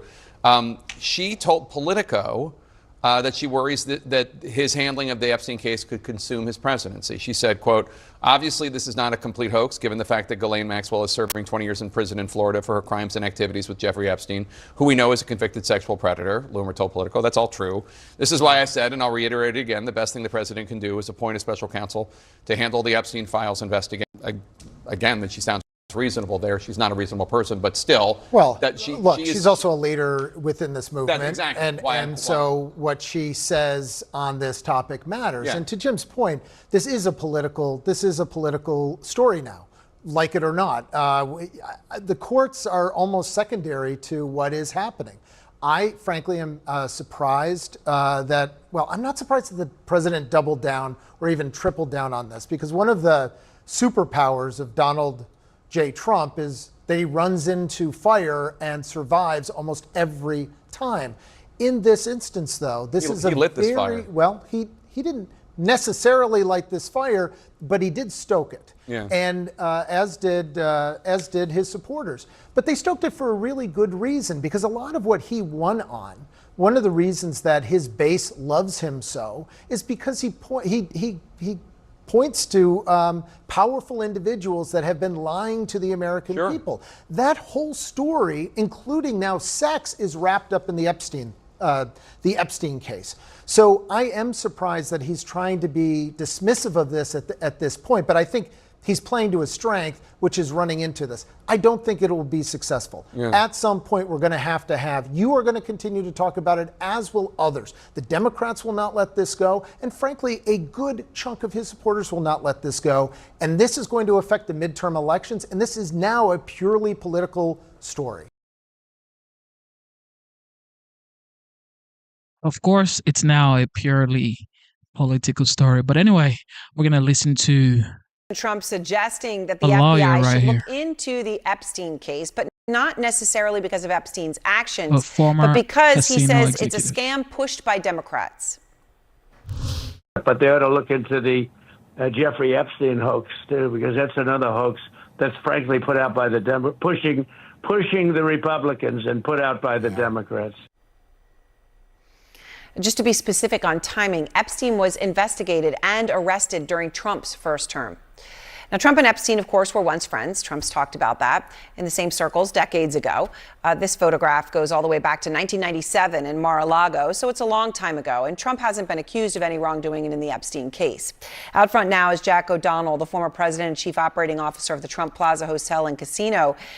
Jack, just as all this conversation comes up, we've talked to you many times over the years, you and I, but you worked with Trump in an important period, 1987 to 1990. And I know that's, we talk about a lot of this friendship going back that long. You heard the name Jeffrey Epstein a lot during the time you worked with Trump. Can you tell us about their friendship? Oh, sure, Aaron. First off, it's laughable that it wasn't a good friendship, if not his best friend during those days. I mean, he frequently came down to Atlantic City, the two of them, to attend special events. I heard reference in several conversations, and in one conversation where I had to specifically talk to him about Epstein and his presence in the casino. So it was in my mind, it was his best friend, from really the time I was there for 4 years. His name was, not constant, but it came up quite a bit. And you're saying they would, from what you would call, come down to the casino together. I mean, Trump has called Epstein a terrific guy, a lot of fun to be with. Now, that was a New York Magazine interview all the way back in 2002, predating any of these any knowledge of Epstein's nefarious actions. More recently, Trump has downplayed his relationship with Epstein. Back in 2019, he said this, and this is right after Jack Epstein was taken into custody. Right. Of course, the legend, the OG, the GOAT. Shout out to Dr. Luke, the GOAT. He says, the swamp is hot and the little mosquitoes are looking desperate for blood. The GOAT, ladies and gentlemen. It says, good morning. Jets show no mercy. I got to go, Genesis. Shout out to the GOAT, Dr. Luke. Thank you for being here. Thank you for the super chat. Thank you for being around. Thank you so much, man. Have a wonderful day. Shout out to your family. All right, Dr. Luke, have a wonderful time. All right, with that being said, everybody else, enjoy the show. Jet, MVP Jet, get him, Jet. I knew him like everybody in Palm Beach knew him. I mean, people in Palm Beach knew him. He was a fixture in Palm Beach. I was not a fan of his. That I can tell you. I was not a fan of his. That doesn't really fit with what you're saying. No, Aaron, it doesn't. And, one incident that I think kind of, proves their closeness and how much they hung out together. One time, a Monday morning, I came in and the commission was waiting. The inspectors were waiting at my office. And Donald and Jeffrey had come into the casino in the wee hours of Sunday morning, 1:30 in the morning. Two buddies. They had three women with them. And the commission was waiting for me because they had determined that the women that they brought down were underage to be on the casino. And when I asked them how they knew that, by the way, one of them was the number 3 ranked tennis player in the world. Okay. And this guy happened to be a tennis fan. And he said, Jack, I know she's 19 years old. Okay. So, and to get on a helicopter with a friend and 3 other people and fly down to Atlantic City, I mean, you can connect those dots. They were pretty at 1:30 in the morning. And just to be clear, the story, when you say underage for the casino, underage for the casino would be 21, right? So not necessarily legally underage girls, right? Not in that case. No, not in the sense of a minor, so to speak, that's been described with Epstein. They were underage to be in the casino, and they knew for fact that one of them was 19 years old. Nobody carded them, by the way, because either the commission staff or my staff, because they were intimidated to do so. And that's why the commission was actually going to fine me for Donald's discretion. Now, one of the things that they made me do is they made me call him. And I had to, believe it or not, read him the riot act about this action because they gave him a break. Back in those days, and I think even today, the fines are substantial. They can even suspend your license for letting minors in the casino. And I had to call them and say, look, they're giving you a break this time. But if this happens again, the fine is going to be substantial and it's going to be on your head. And oh, by the way, it's not going to look good, you and this guy Epstein coming down here with these young women. What did he say? Oh, well, he was shocked that they let him off the hook, first off. He was flabbergasted. He said, I can't believe they're they're not throwing the book at me. Nobody gives me a break. And that really was his reaction. And I did tell him in that conversation, I don't think you should be hanging out with this guy, just. Man, bro. And you certainly shouldn't be doing that in Atlantic City. All right, Jack O'Donnell, thank you very much. And for all of this and sharing your recollections here. I appreciate it. It's always good to talk to you. So now you hear what Jack had to say. Trump has gone through every single thing. Home was raided. He was going from the courtroom to the campaign grounds. This guy was almost unalived in Pennsylvania and in Florida. Yet he is the 47th president of the United States, and they're still going. They're still going after him. And this guy is making deals for the United States, renegotiating deals, and China is about to open up their market to the Americans. Yet Everybody keeps going on Trump. This is, look, man, man, man. Just keep fighting for your goals. That's all I say.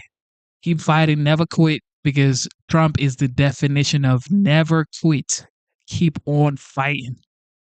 I go to the veteran investigative journalist Barry Levine, who is the former executive editor of the National Enquirer. He was in that role for 17 years. The author of The Spider, Inside the Criminal Web of Jeffrey Epstein and Ghislaine Maxwell, where he led an exhaustive investigation into Epstein. So, Barry, you hear what Jack had to say. You know the Jeffrey Epstein case better than almost anyone. So when you take a step back and you look at all this firestorm right now that is out there, what key information is still being withheld from the public? Well, Aaron, certainly, I first want to say that calling this thing a hoax is such an insult to Jeffrey Epstein's victims. As the Justice Department told us, there's about 1,000 victims who had been abused, and for this to be called a hoax is just horrible. Say that to the woman who swam from his island to escape. Say that to the families of 3 of his victims who have passed on, one from suicide, 2 from accidental overdoses. So, I'm absolutely appalled at as how Trump is handling this situation. But there is still so much that we can learn from these files. And I think that, as the speaker said, let's see transparency here, because not only can— Okay, thank you. All right. James Comey's daughter has been Talk about fired. this being a Democratic hoax doesn't seem to hold a lot of water tonight, even with his own supporters. Well, what seems to be, look, that Truth Social post that he did this morning was extremely confusing, and it's very clear what, he is trying to suggest, backfill this essentially, that anybody who raises questions about this now that it was some kind of a setup by Democrats or by Obama, even though Jeffrey Epstein, or Joe Biden, even though Jeffrey Epstein died in jail when Donald Trump was president last time. I mean, there's a reason that you are seeing people like Mike Flynn say this just doesn't make sense. It simply doesn't. You are correct that, a decade ago, President Trump was more than happy to raise questions of guilt by association for the Clintons. This was something that his advisors talked about, that his allies talked about. Has he talked about Jeffrey Epstein as much in the interregnum period between his 2 presidencies as some of his top advisors have? No, but he has populated his administration with people who really made names talking about this. And to now say it doesn't matter, you are seeing an emboldened Congress to some extent calling him out for saying these things.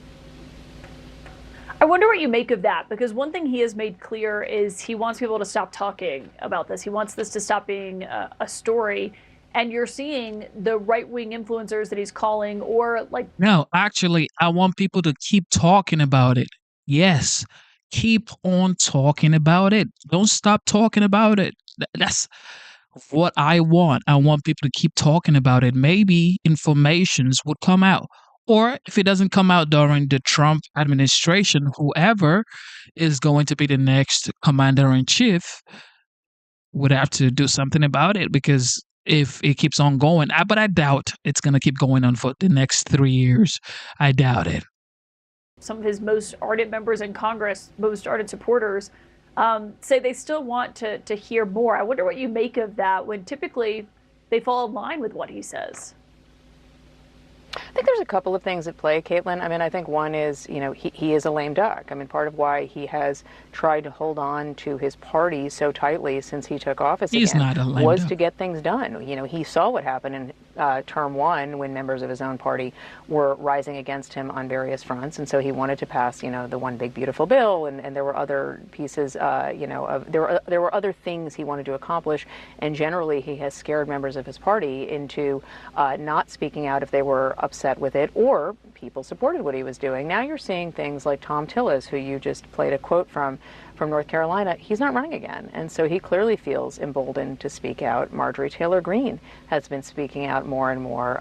You may see others. I think time will tell, but it is definitely a notable shift since he came back.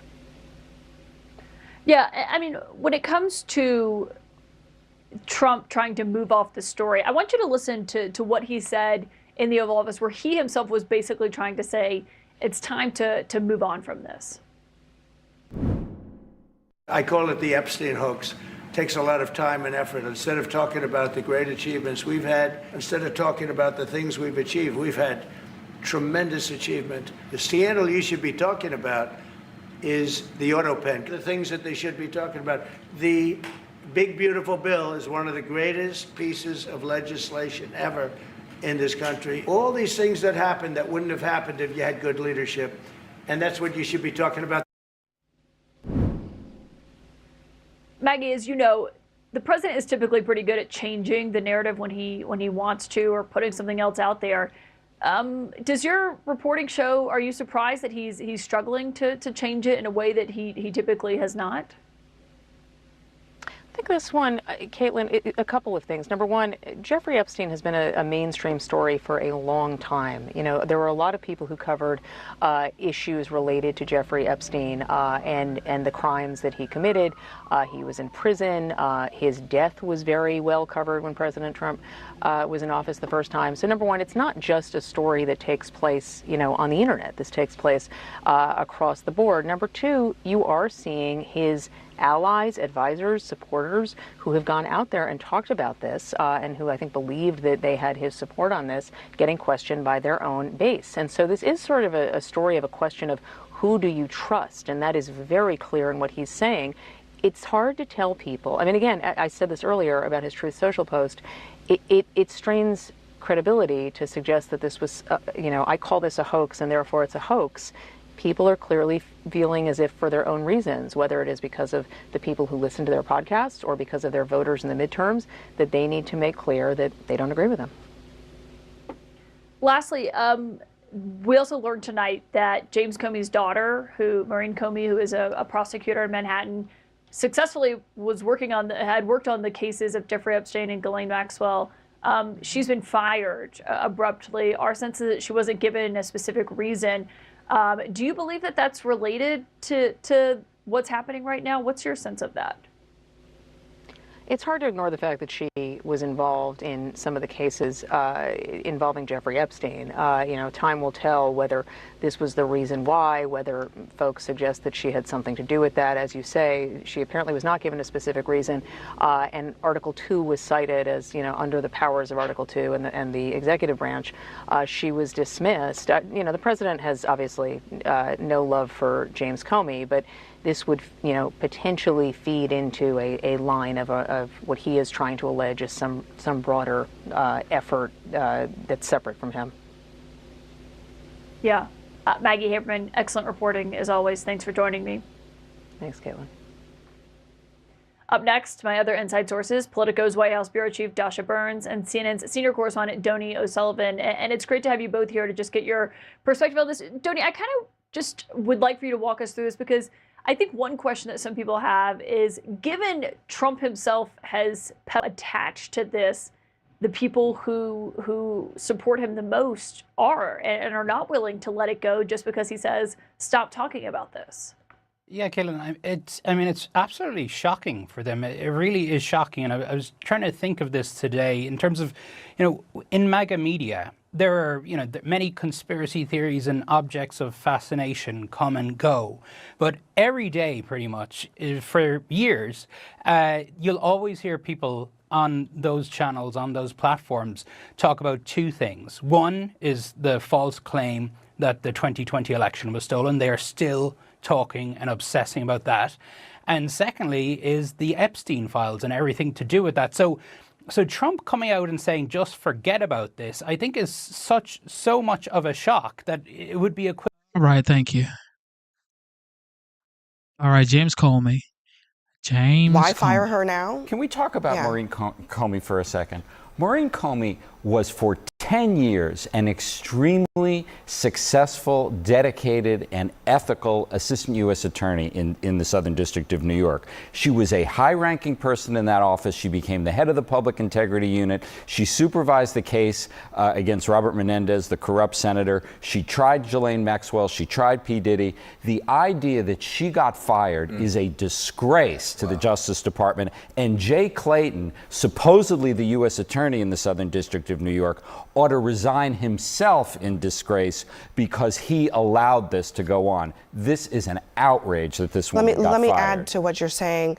According to a source, a person familiar with the situation said that having a Comey is untenable in this administration, given her father, James Comey, is, quote, constantly going after the administration. Last I checked, James Comey has been writing fiction novels, mystery novels. I'm not sure going after the administration. Wait. Oh, really? Isn't the same guy who just mysteriously found seashells on the beach that spelled out 8647?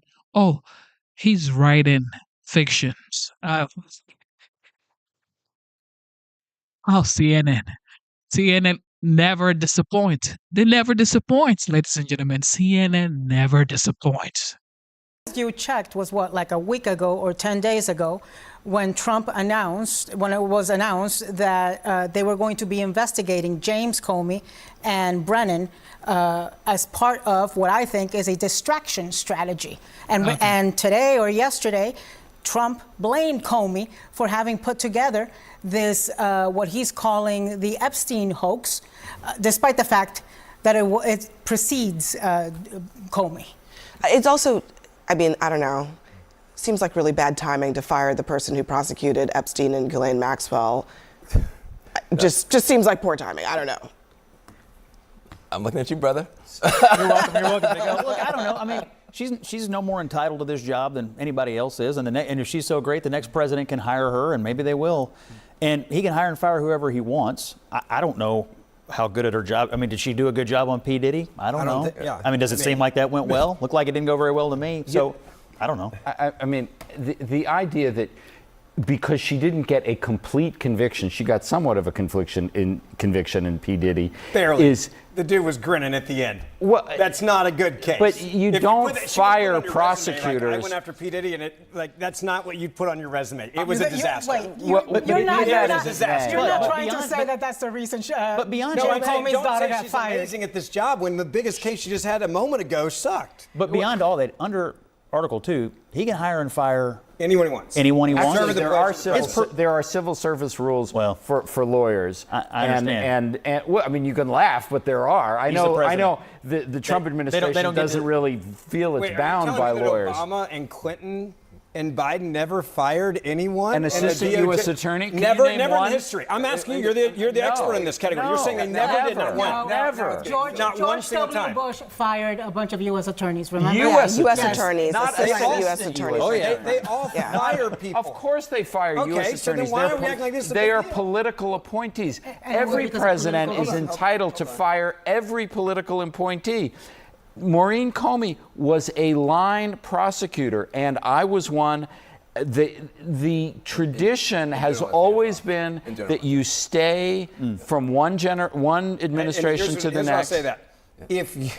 If your dad is doing what her dad did, and then you can't get a P. Diddy conviction, I think you ought to get fired. Wait, hold on. Wait, but let me hold on. We're gonna. Pathetic was bringing Ben into the room to entrap Ben, him. let me ask you about that for a second, because I mean, you said it, so let's explore it.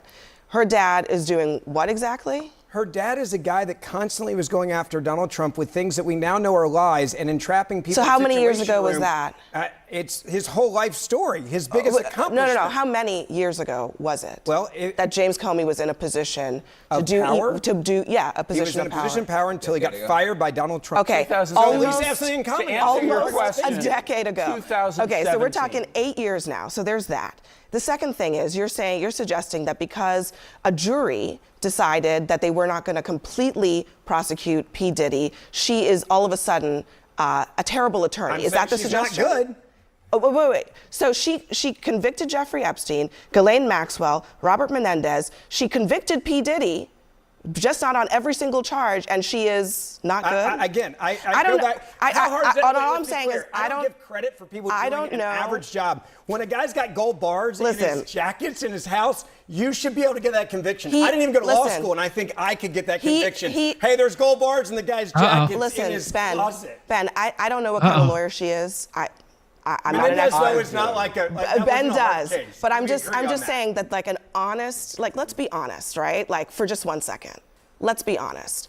Are we really going to say that because she attempted to prosecute someone who, let's be honest, probably should have been prosecuted and did not win a complete conviction, that's the reason you're going to say she's bad, or is that just a political talking point? No, you've spoken enough. This is all quite silly. She did ask me a question. Go ahead. But I'm here. I'm here. It's our show. So look, just for people at home who actually want to know what's happening, this woman had a great reputation, sterling. Her dad, I don't like very much. Most people don't get fired because of their parents. And I think that it is very, very odd and very, very bad that a great line attorney who has done a good job got fired for reasons that nobody here can explain. And so I don't believe that she got fired because of P. Diddy. He hasn't mentioned P. Diddy. Even Trump hasn't talked about P. Diddy. Here's what's going on here. This is a president that's in trouble. He has lied to his base. He told them that he was going to do something he's afraid to do. Why is Trump afraid to release these documents? That is the question. I have been defending Trump, actually saying it's inconceivable that anything that's in these documents is going to hurt Trump because Biden would have released them.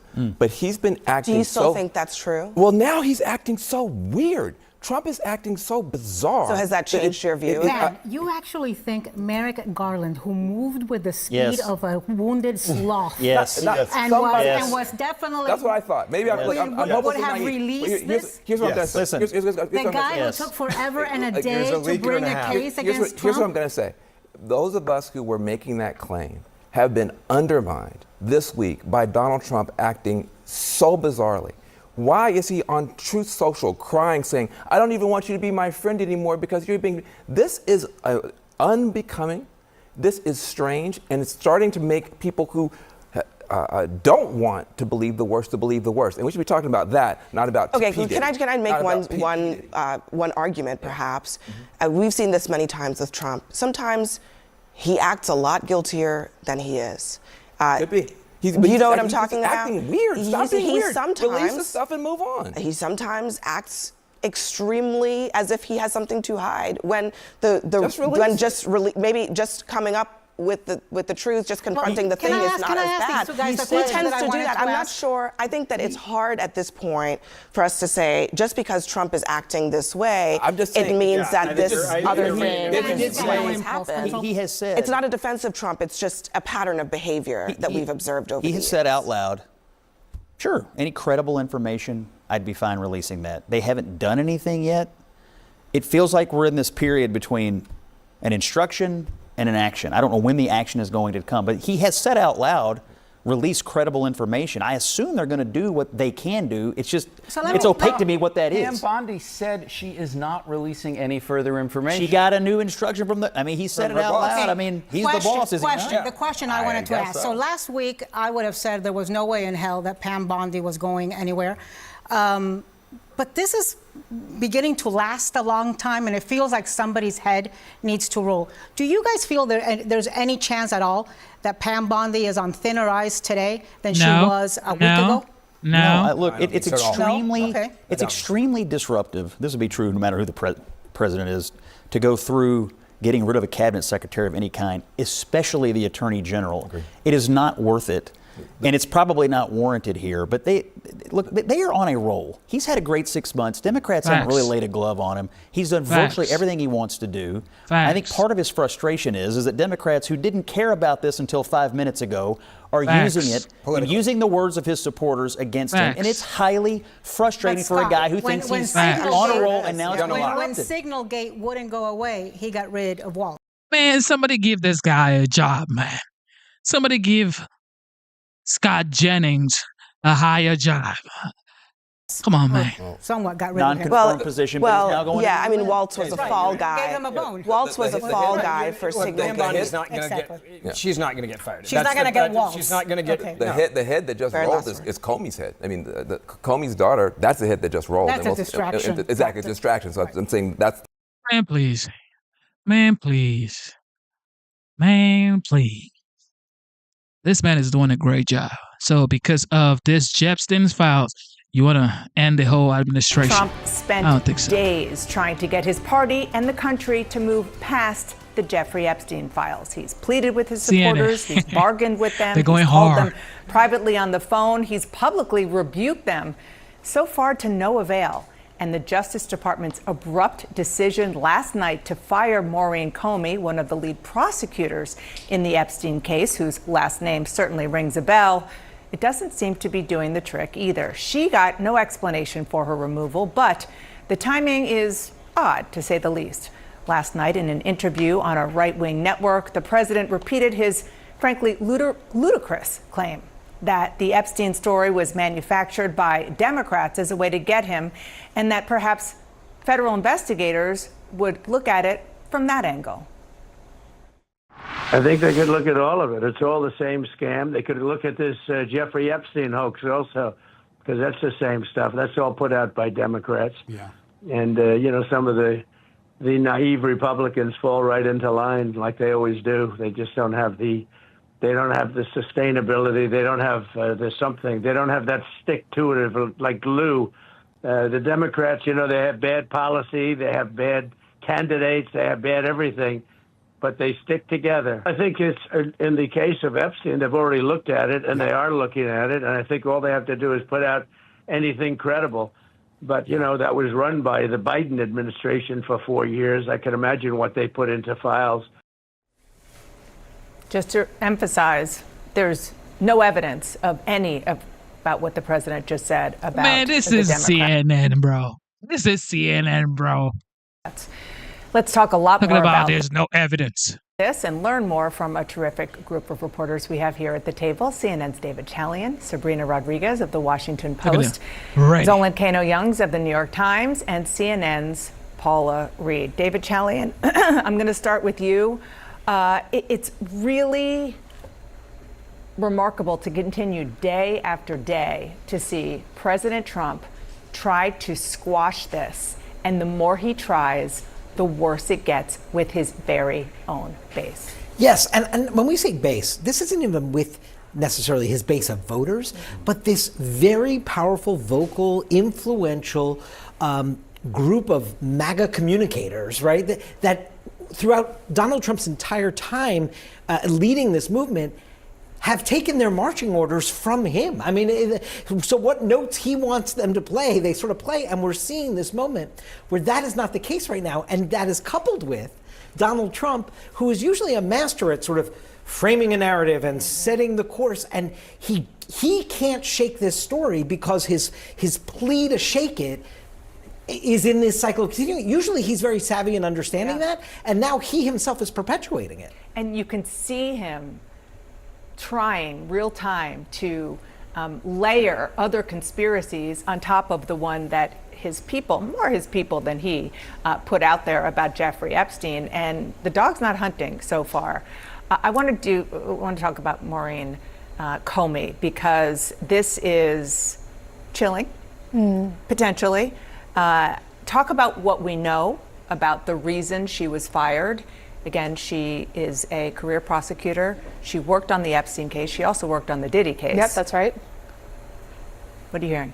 So at least one source familiar suggests the Justice Department believed that it was untenable to have her continue to work there since her father is constantly attacking the administration. All right, we've seen that before. We've seen them fire people because they believe they're not on board ideologically, or they've been working on investigations related to President Trump. But the timing here is incredibly suspicious because James Comey has been railing against President Trump since he was fired in the last Trump administration. This is nothing new, and this comes at a time that the administration is under enormous pressure to release additional files in the Epstein investigation. So the question this raises is this somehow retaliation for something that happened behind the scenes with Epstein, or are you laying the groundwork to try to pin this on her father and or her, the Comey family? We've already seen the president laying the groundwork for this in Truth Social posts, as you noted, just completely divorced from reality, suggesting that this was all created by Hillary Clinton, James Comey, former President Obama, when in fact it's been the president's supporters who have, in some cases, raised legitimate questions. By the way, wasn't he convicted during the Trump administration the last time? When you say he was convicted, Jeffrey Epstein, yes. That investigation was ongoing. He, of course, died in prison under the Trump administration. Yeah. And Bill Barr was one overseeing the Bureau of Prisons. That's right. He was prosecuted, not convicted, of course. He never was.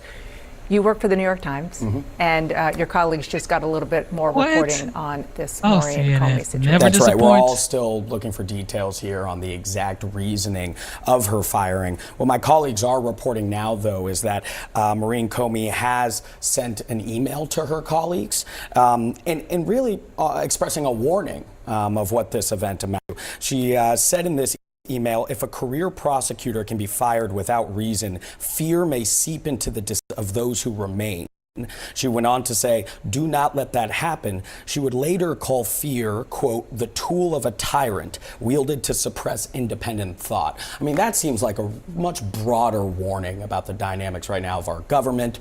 We've talked often about how much retribution is at the center of this administration's policies as well. And here, that singling out that word of fear here, I find that to be interesting and something to track here. Again, we're going to be looking for the exact reasoning of this. We know that in her firing, Article 2 was mentioned, and that obviously goes straight to the powers of the president as well, which is something to keep an eye on as well.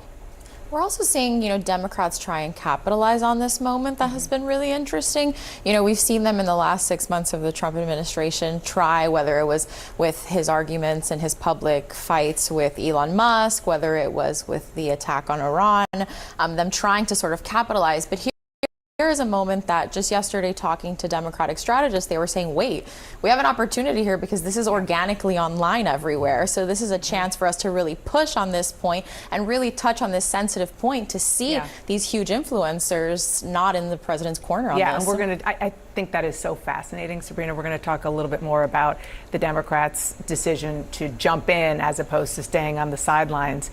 But just kind of, again, back to the question and the discussion and the reality of how much this story has penetrated into pop culture and to just culture. And it's the thing that people are talking about. If there were still water coolers, that this is what people would be talking about around. There are still water coolers. Are there? I think water so. filters. Okay, it's just filtered similar water. But modern. Yeah. Let's listen to what Shane Gillis, who was a comedian, said at the ESPYs last night. Actually, there was supposed to be an Epstein joke here, but as it got deleted. Must have probably deleted itself, right? Probably never existed, actually. Let's move on as a country and ignore that. And by the way, Shane Gillis is not known as a lefty liberal.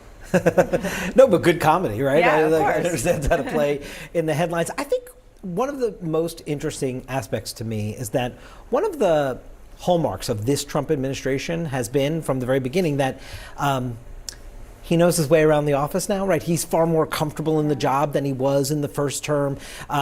He's far more comfortable and knowledgeable about what levers of power to pull, and he's staffed in a way that was going to be committed to him being comfortable with that. And this is the first time in these 6 months, I think, that we see him not comfortable. He's off his game. So I think that's why we see him go into the well of it's Barack Obama and Hillary Clinton and Jim Comey. Like he is off his footing here. And I'll add another dynamic that maybe an old trick that has worked for him in the past, which is the art of distraction. Just for some examples, the ex-FBI director, the father of the woman we're talking about, and ex-CIA director Brennan are suddenly under investigation by the Trump Justice Department. That's according to CNN reporting. Right when this was really blowing up over the weekend, the president put a long post out about revoking Rosie O'Donnell's citizenship. I mean, that's really a deep cut, as the kids say, going back, 10 years. And then he's talking about whether he would fire Jerome Powell or not. Now, that's actually something that is a real policy issue, but getting it out there is certainly something that people can talk about without talking about Epstein. All right. Caroline Leavitt is live right now at the White House. The press secretary.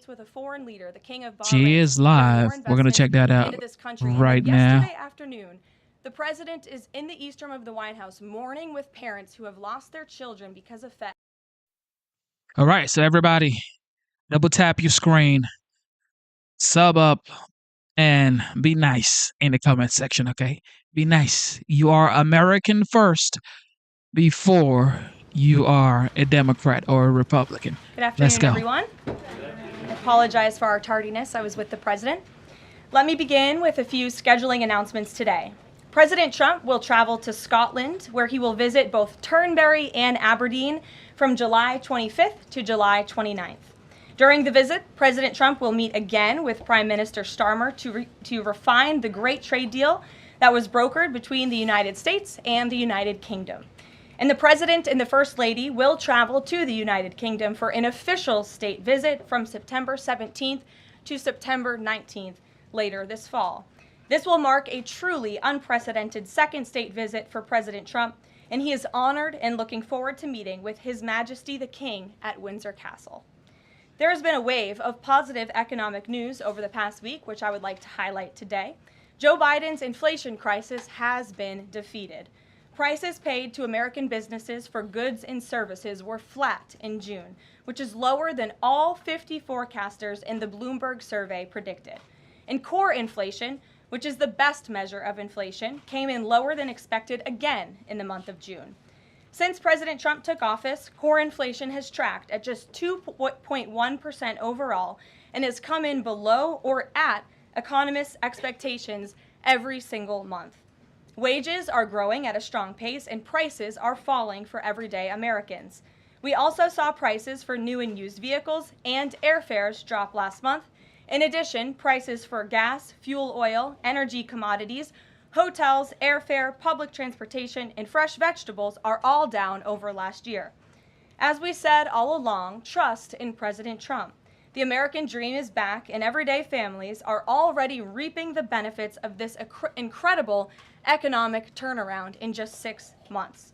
President Trump has ended the era of economic surrender and implemented powerful tariffs to stand up for our workers and businesses and rebalance America's trading agreements.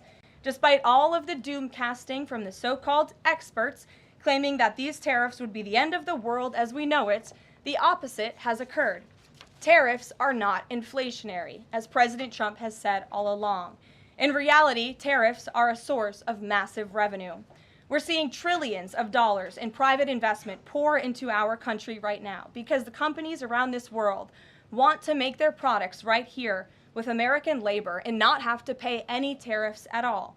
Customs and tariff revenue has already totaled more than $113 billion since President Trump entered office, helping to lead a budget surplus in June for the first time in nearly a decade. We are truly entering a golden age as a result of these pro-growth and America First trade policies. On another matter, yesterday in the East Room, the president was proud to sign the Halt All Lethal Trafficking of Fentanyl Act into law, surrounded by angel families to help finally end the devastating fentanyl crisis that has ravaged millions of Americans. Under the Halt Fentanyl Act, anyone who possesses, imports, distributes, or manufactures any illicit fentanyl-related substances will be subject to criminal prosecution in the same manner as any other Schedule I controlled substance. This legislation will close the loopholes that criminals use to skirt around the law and make it easier for law enforcement to prosecute vicious traffickers who peddle poison in our communities.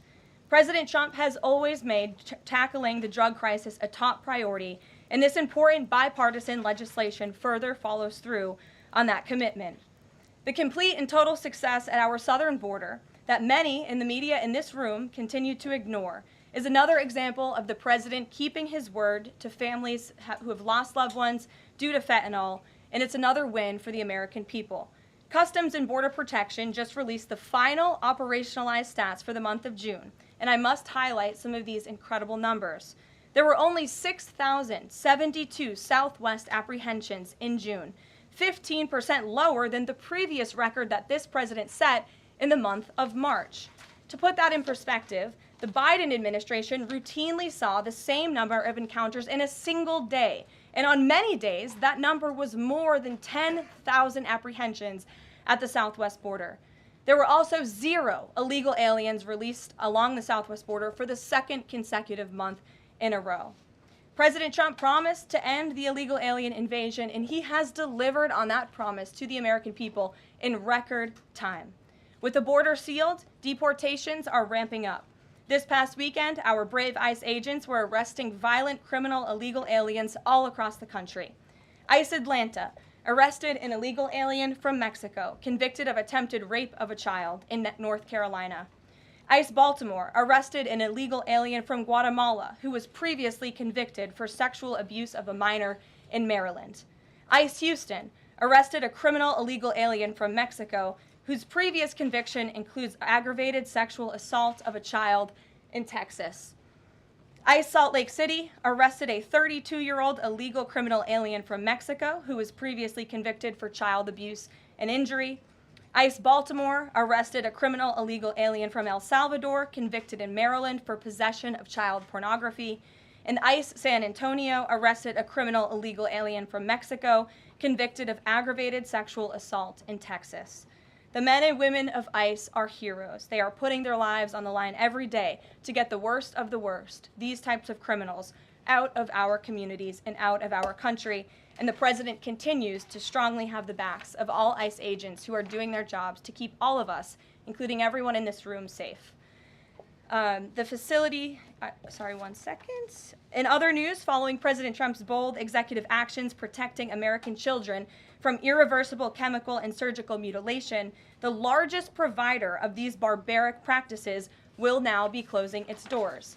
The facility in Los Angeles, California, is just the latest facility downsizing or eliminating their irreversible and harmful services that feed into the lie that you can somehow change a child's sex. The Biden administration peddled dangerous policies that defied medical science in favor of radical transgender ideology. But President Trump has put an end to that to ensure America's children's innocence is protected and our children can lead healthy and productive lives. Finally, last night, Senate Republicans passed President Trump's $9 billion rescissions package. This will help restore fiscal sanity in our country by rescinding billions in wasteful foreign aid and finally ending taxpayer funding for PBS and NPR, 2 media organizations that have ridiculously used federal dollars to push a partisan left-wing agenda for many years. The House should pass this rescissions package immediately and send it to the president's desk for signature. On another note, I know that many in the media have been speculating about bruising on the president's hand and also swelling in the president's legs. So in the effort of transparency, the president wanted me to share a note from his physician with all of you today. In recent weeks, President Trump noted mild swelling in his lower legs. In keeping with routine medical care and out of an abundance of caution, this concern was thoroughly evaluated by the White House medical unit. The president underwent a comprehensive examination, including diagnostic vascular studies. Bilateral lower extremity venous Doppler ultrasounds were performed and revealed chronic venous insufficiency, a benign and common condition, particularly in individuals over the age of 70. Importantly, there was no evidence of deep vein thrombosis or arterial disease. Laboratory testing included a complete blood count, comprehensive metabolic panel, coagulation profile, D-dimer, B-type natriuretic peptide, and cardiac biomarkers. All results were within normal limits. An echocardiogram was also performed and confirmed normal cardiac structure and function. No signs of heart failure, renal impairment, or systemic illness were identified. Additionally, recent photos of the president have shown minor bruising on the back of his hand. This is consistent with minor soft tissue irritation from frequent handshaking and the use of aspirin, which is taken as part of a standard cardiovascular prevention regimen. This is a well-known and benign side effect of aspirin therapy. And the president remains in excellent health, which I think all of you witness on a daily basis here. So the president wanted me to share that note with all of you. I'm happy to take further questions on it. We will provide the memorandum from the president's physician to all of you, as we always do. And we'll get to questions. Here in our new media seat, we have Frank Corva, who's the White House correspondent for Bitcoin Magazine, which comes at a timely week with crypto legislation moving across Capitol Hill. So why don't you kick us off, Frank, and thanks for being with us. Thank you so much. We appreciate it, Ms. Levitt. Sure. I was curious to hear if the president was in favor of removing any and all language around central bank digital currencies from the Genius Act, maybe as a means to get it across the line and get it on his desk. And then my second question was about something the president spoke about in this room. He talked about a $600 de minimis tax exemption for Bitcoin and other crypto spending. So I was just wondering if you could comment on those. Sure. Well, the president did signal his support for a de minimis exemption for crypto, and the administration continues to be in support of that. We are definitely receptive to it to make crypto payments easier and more efficient for those who seek to use crypto as simple as buying a cup of coffee. Of course, right now that cannot happen, but with the de minimis exemption, perhaps it could in the future, and we will continue to explore legislative solutions to accomplish that.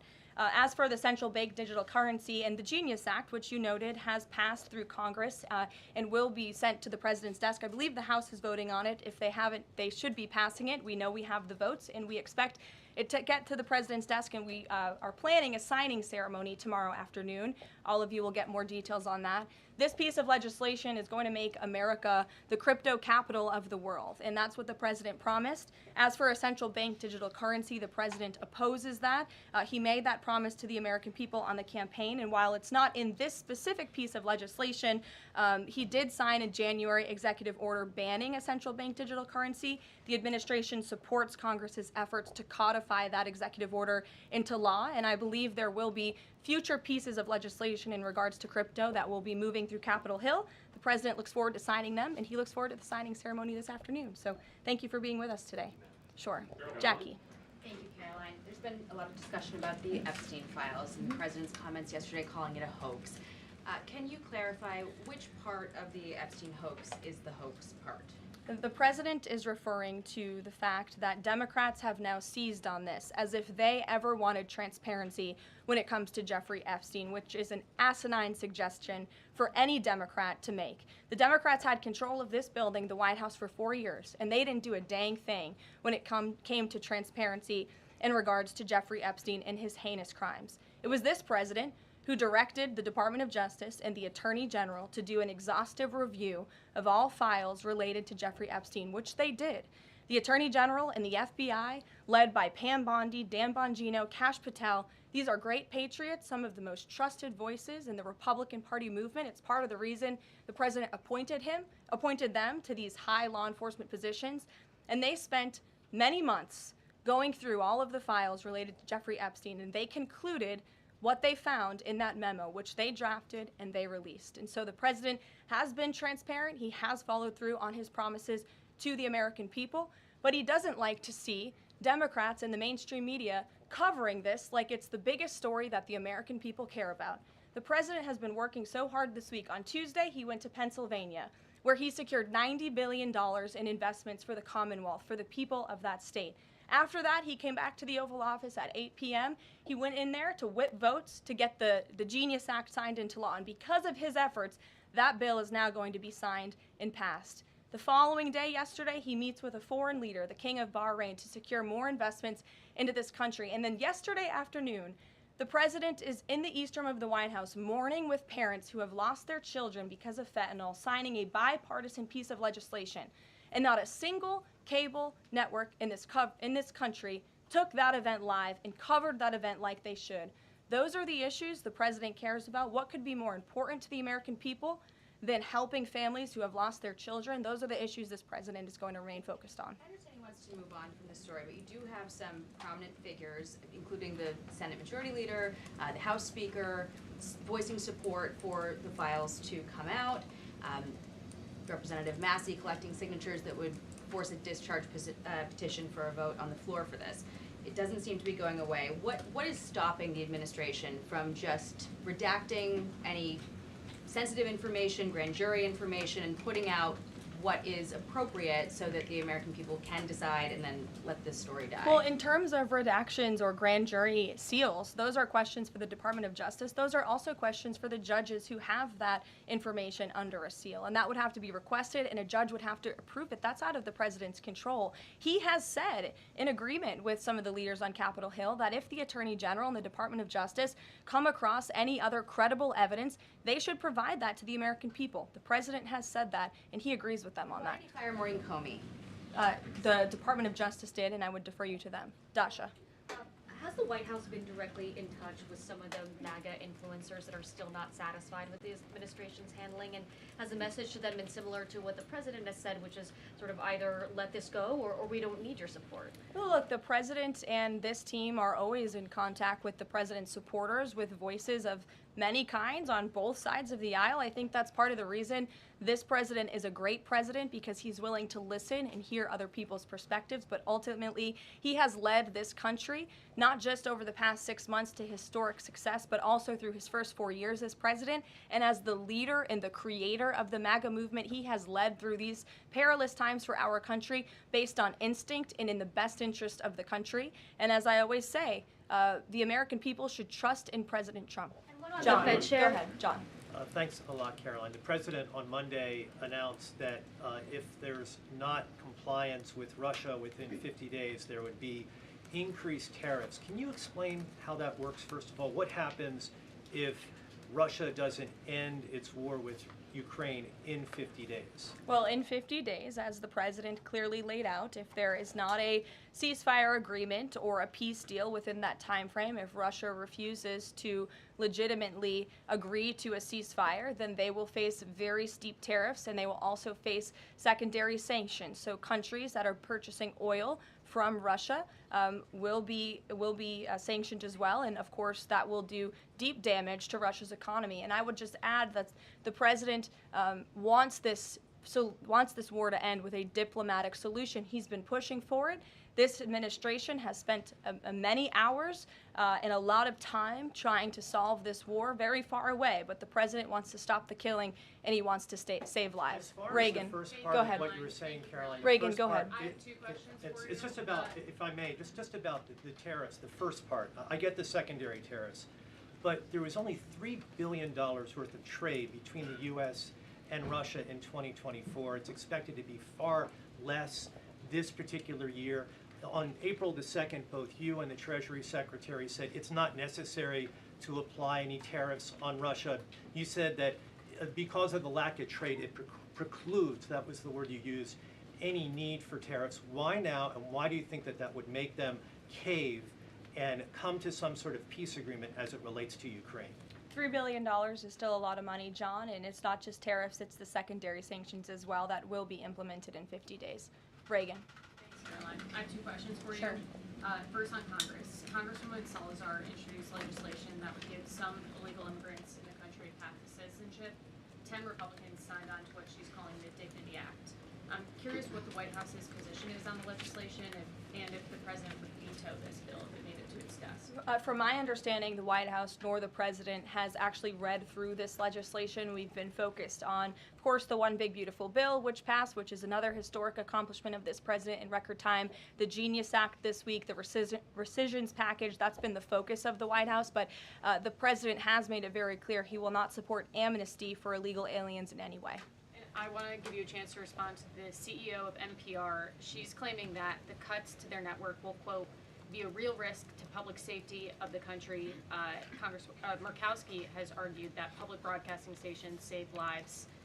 Could you respond to these concerns? The NPR CEO said cutting NPR will be a risk to public safety. I am not sure how NPR helps the public safety of our country, but I do know that NPR unfortunately has become really just a propaganda voice for the left. Just a few examples for you. In 2020, NPR refused to cover the Hunter Biden laptop scandal in the run-up to the election. They said their assertions don't amount to much, writing they did not want to waste the listeners' and readers' time on stories that are just pure distractions. That does not sound like an unbiased opinion. That sounds like a partisan opinion to me. And this is a taxpayer-funded organization. In 2018, that same CEO that you're talking about called the president in the Oval Office, who nearly 80 million Americans elected, she called him racist, shared a photo of herself wearing a Biden for president campaign hat, serves on the board of a Soros-funded activist group.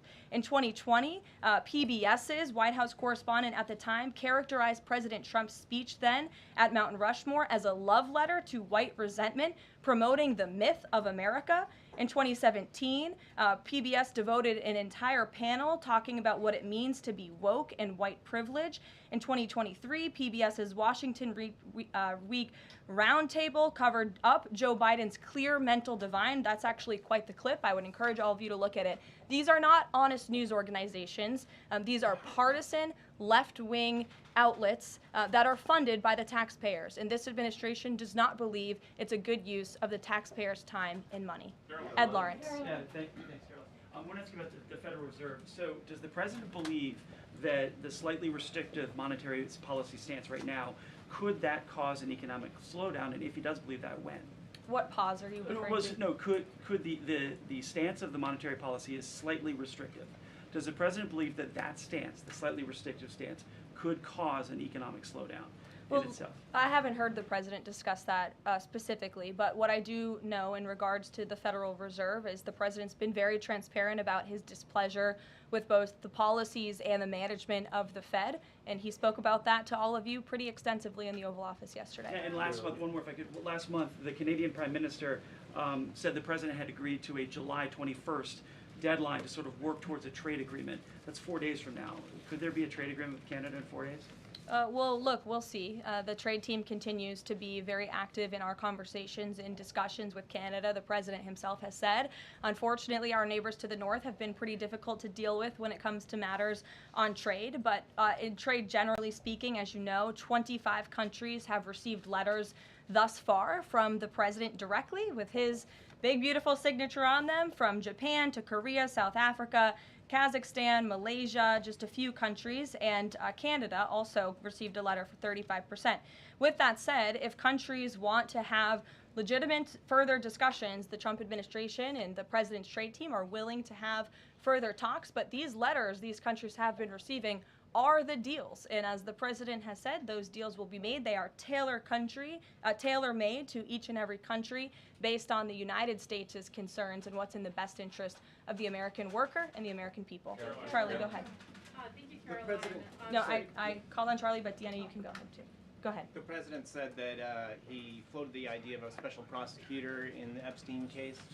Can you confirm that? And has he asked the Attorney General to do this, to appoint a special prosecutor to look it over? Well, the idea was floated from someone in the media to the president. The president would not recommend a special prosecutor in the Epstein case. That's how he feels. And as for his discussions with the Attorney General, I'm not sure. Deanna. Caroline, thank you so much.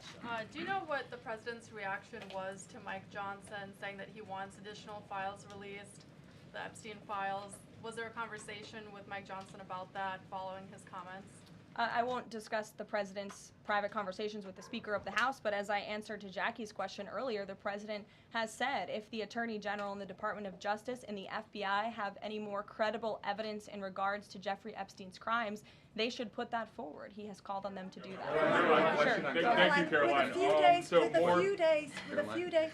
I'll go to all of you, starting with the lady in the blue. Go ahead. With a few days to the August 9th deadline, how are the negotiations with Europe going? There's some sticking points.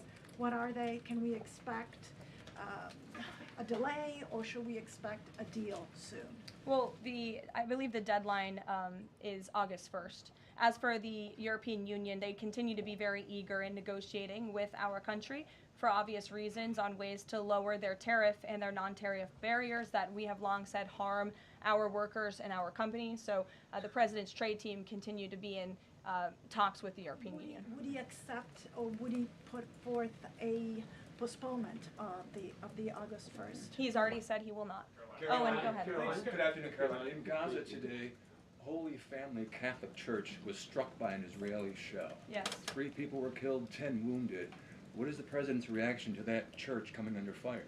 It was not a positive reaction. He called Prime Minister Netanyahu this morning to address the strikes on that church in Gaza, and I understand the Prime Minister agreed to put out a statement. It was a mistake by the Israelis to hit that Catholic church. That's what the Prime Minister relayed to the President, and you should look at the Prime Minister's statement that will be coming out. Steve, go ahead. Back to your letter that you read at the beginning. Sure. The President, you said mild swelling in his legs. Yes, is sir. it causing him any discomfort? How are you treating it? Nope. No discomfort from the president at all, and you probably all see that on a day-to-day basis. He's working around the clock. As for the treatments, I can defer to the president's physician, and we'll get you this letter. I think it will answer all your questions. There are reports that a Chinese-born banker who works in Atlanta for Wells Fargo is being prevented from leaving China. Has the president, is he going to bring this up with President Xi? Are you aware of the case? I'm not aware of the case, but I'm sure our National Security Council team is. Steve will get you some answers on that. Kristen. Thank you, Caroline. 2 questions. So the first is that President Trump said that the Attorney General only gave him a brief overview of what was in these Epstein files. Does he have knowledge or an understanding of what is in the files related to Epstein that have not been released?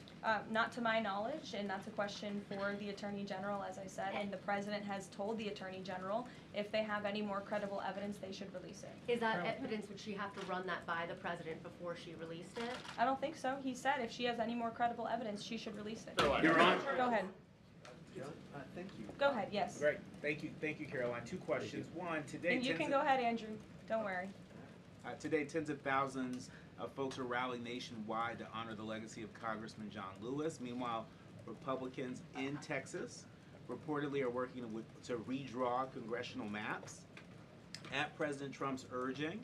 How is President Trump reconciling his call to action for Texas Republicans with the legacy of Representative John Lewis? I'm not quite sure how the 2 things are related. I think the president would agree that John Lewis served our country for many, many years. It has nothing to do with the redistricting efforts that are currently underway by Texas Republicans to add seats to their legislature. They have the right to do that. The president spoke to the congressmen and women who serve the great state of Texas about it, but it's up to them and it's up to their legislature to get that approved. And Caroline, just a second question. And Go does ahead. the president support the Justice Department's request for just 1 day in jail for the officer convicted in Breonna Taylor's killing? And what message does he believe that sends to her family and to other families seeking justice in cases of police violence? I haven't talked to the president about that case. Go ahead. Just the president, when the president met the interim president of Syria a couple of months ago, he described him as a young, tough, attractive guy. After the latest clashes in Syria over the last few days, does President Trump still support Syria's interim president? The president still supports Syria's pathway to a peaceful and prosperous country, and you received an update directly from the Secretary of State on the ongoing situation between Syria and Israel. I spoke to him myself this morning to get an update, and as soon as the United States became involved in this conflict, we were able to de-escalate, deconflict. That seems to be continuing. Syria agreed to draw back their troops that were in the area where that clash was ongoing, and we continue to be very actively monitoring the situation. The president wants to see Syria become a prosperous and stable country, and by the lifting of the sanctions on Syria, he's giving them a real chance to do that, and he wants to see that through. Andrew, go ahead. So on Tuesday, the president told a very detailed story about his uncle, noted scientist John Trump, and Theodore Kaczynski, the late Unabomber. He said that Dr. Trump taught Ted Kaczynski. Ted Kaczynski was not identified as the Unabomber until 1996, 11 years after John Trump passed away. It would have been impossible for John Trump to have ever discussed the Unabomber with the president. So what was he talking about? And I have one follow-up. Andrew, with so many issues going on in the world, I'm a little bit surprised you would ask such a question, although I'm not sometimes coming from you, I will say, but I'm willing to give you an answer. Nevertheless, the president's uncle did, in fact, teach at MIT. He was a very intelligent professor. The president's very proud of his family. In fact, the president has a letter from his uncle on the MIT letterhead that sits in the Oval Office dining room. Maybe we'll let you see it sometime. And then Elizabeth. Caroline, one more on. Elizabeth, will the go president consider pardoning Ghislaine Maxwell Elizabeth, if the Epstein case is a hoax? Okay, I'll start off with the president said last week he would not be getting involved in the New York City mayoral case. If that mayoral race, if that's still the case, given his history drawing a large crowd in New York City, what's his reason for staying out of it in that way? Well, look, I think the president reserves the right to get involved in races or not get involved in races, and he's made the decision not to weigh in on the New York mayoral race, as you rightly pointed out, although he has gone as far to say he absolutely does not want to see Zemdami elected, who is a known communist who supports the abolishment of private property, the defunding of police. He has made very well-known anti-Semitic statements. It would be a disaster for New York and for this country, and I think it's quite telling that this individual, a known communist, has been spending time in Washington this week meeting with leaders on Capitol Hill. This is truly where the Democrat Party is headed. Clearly, they learned nothing from November 5th in the president's overwhelming victory. Mary, go ahead. Thank you, Caroline. I want to backtrack to the hospitals that have stopped providing transgender surgeries and hormones for kids. On this front, does that have anything to do with the DOJ's subpoenas last week? Should we expect any more hospitals be shutting down their programs? And I wanted to also ask what you make of all these media reports, especially the AP, which I noticed, which portrays these children as losing something that's saving their lives. Yes, I think the president spoke a lot about this issue, which is a political issue, but also really a cultural issue that impacts children and families. He talked about it a lot on the campaign, and I think he was quite surprised by the uptick we were seeing in the embracement by the Democrat Party when it comes to the chemical castration and mutilation of young, innocent bodies.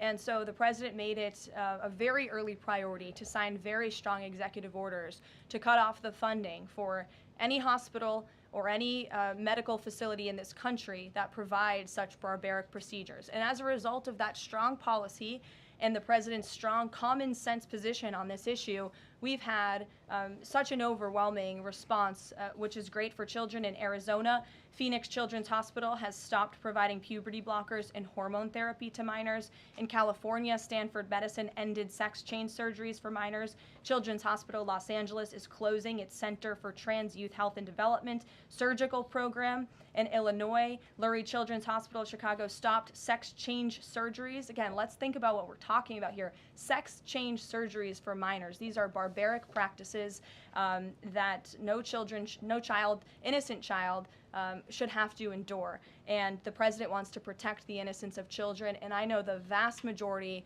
of Americans support him in that effort. This is a wildly popular and common sense endeavor this administration has taken, and we've seen many of these medical institutions have followed through with the president's executive orders, but we'll continue to take further action on this important issue. Garrett. I too, if you'll indulge me. Sure. On the rescissions package, I wonder what the White House makes of this theory that it increases the odds of a shutdown. The theory is basically, why would any Democrat vote for a bipartisan spending deal with Republicans if Republicans can turn around and claw the money back the next day? Look, $9 billion worth of crap that it was in our federal funding that is now being rescinded. This is a good thing for the American people and the American taxpayer, and I think our Office of Management and Budget Director was saying this process should be more bipartisan. Democrats, there was a time in this country where Democrats too cared about getting rid of waste, fraud, and abuse in our federal spending. I think every American agrees the government spends way too much money on things that don't matter. Some of those things include PBS and NPR, or for instance, the Democracy Fund, which was funded to the tune of $83 million through the Department of State, but they were giving hundreds of thousands of dollars for gender equality and empowerment hubs in Yemen, $3.9 million for strengthening information integrity, equality, and democracy for LGBTQI population of the Western Balkans. These are not good uses of the taxpayer funds, and Republicans are proud to lead that effort, and we wish more Democrats would join us in that. I wanted to follow up on the Maureen Comey question just to clarify. Did the White House have any knowledge, or did the president sign off on her firing? This was a decision that was made by the Department of Justice. There was an agreement that was made between Immigration and Customs Enforcement and the Centers for Medicaid and Medicare Services regarding access to Medicaid information for 92 million Medicaid recipients around the country. That includes health information. So how does that not violate HIPAA violations and privacy concerns, for example, of American citizens? I'm going to have to defer you to Immigration and Customs Enforcement on that. I'm unfamiliar with that agreement that they made. Thanks, Caroline. Two questions. Russ Vought said today he's going to be looking into cost overruns in the Fed's renovation projects. Is there a deadline for him to come back with findings to the president? I don't believe there's a deadline the president has set for Russ Vought, but I think, again, this is a good use of taxpayers' time to look into this project that is millions and millions of dollars over budget. It's for a big, beautiful mansion for the federal chairman, reserve chairman, and I understand that it costs much more than it did the beautiful palace that many of you joined us at when we went overseas. So it's completely unnecessary, it's overpriced, and I think it's a good thing the administration, led by the president, is looking into it. If there ever were to find wrongdoing or fraud, would the president reconsidering firing Jerome Powell? Look, it's a hypothetical question. We'll see where it goes. The president spoke about how he feels on this matter yesterday. Sure, thank Go you ahead. so much, Caroline. So we saw Ambassador Huckabee arrive to Prime Minister Netanyahu's trial to show his support. Does the president plan to impose any kind of sanctions against the Israel judicial system? I don't have any update for you on that or any announcement on that front. I don't believe so. Does the president believe that justice has been served in the Epstein case? Look, the president believes that he directed the Department of Justice to do an exhaustive and thorough review, and they did that. And they all agreed, the FBI director, the deputy FBI director, the attorney general, on the memo that they drafted and they released. Thank you, Caroline. Just a follow-up on Reagan's question. Representative Salazar's bill, it grants illegal aliens with legal status for 7-year increments. It also gives permanent path to residency for so-called dreamers. And, you know, President Trump and Labor Secretary Chavez, who previously co-sponsored a version of this bill when she was in the House, they've spoken about a work deal similar to the bill, I believe. What's the difference between a work deal and amnesty? Look, as I told Reagan, the president, the White House have not reviewed this specific piece of legislation. It's just not where our focus has been. But the president, for one, has been very clear he does not support amnesty.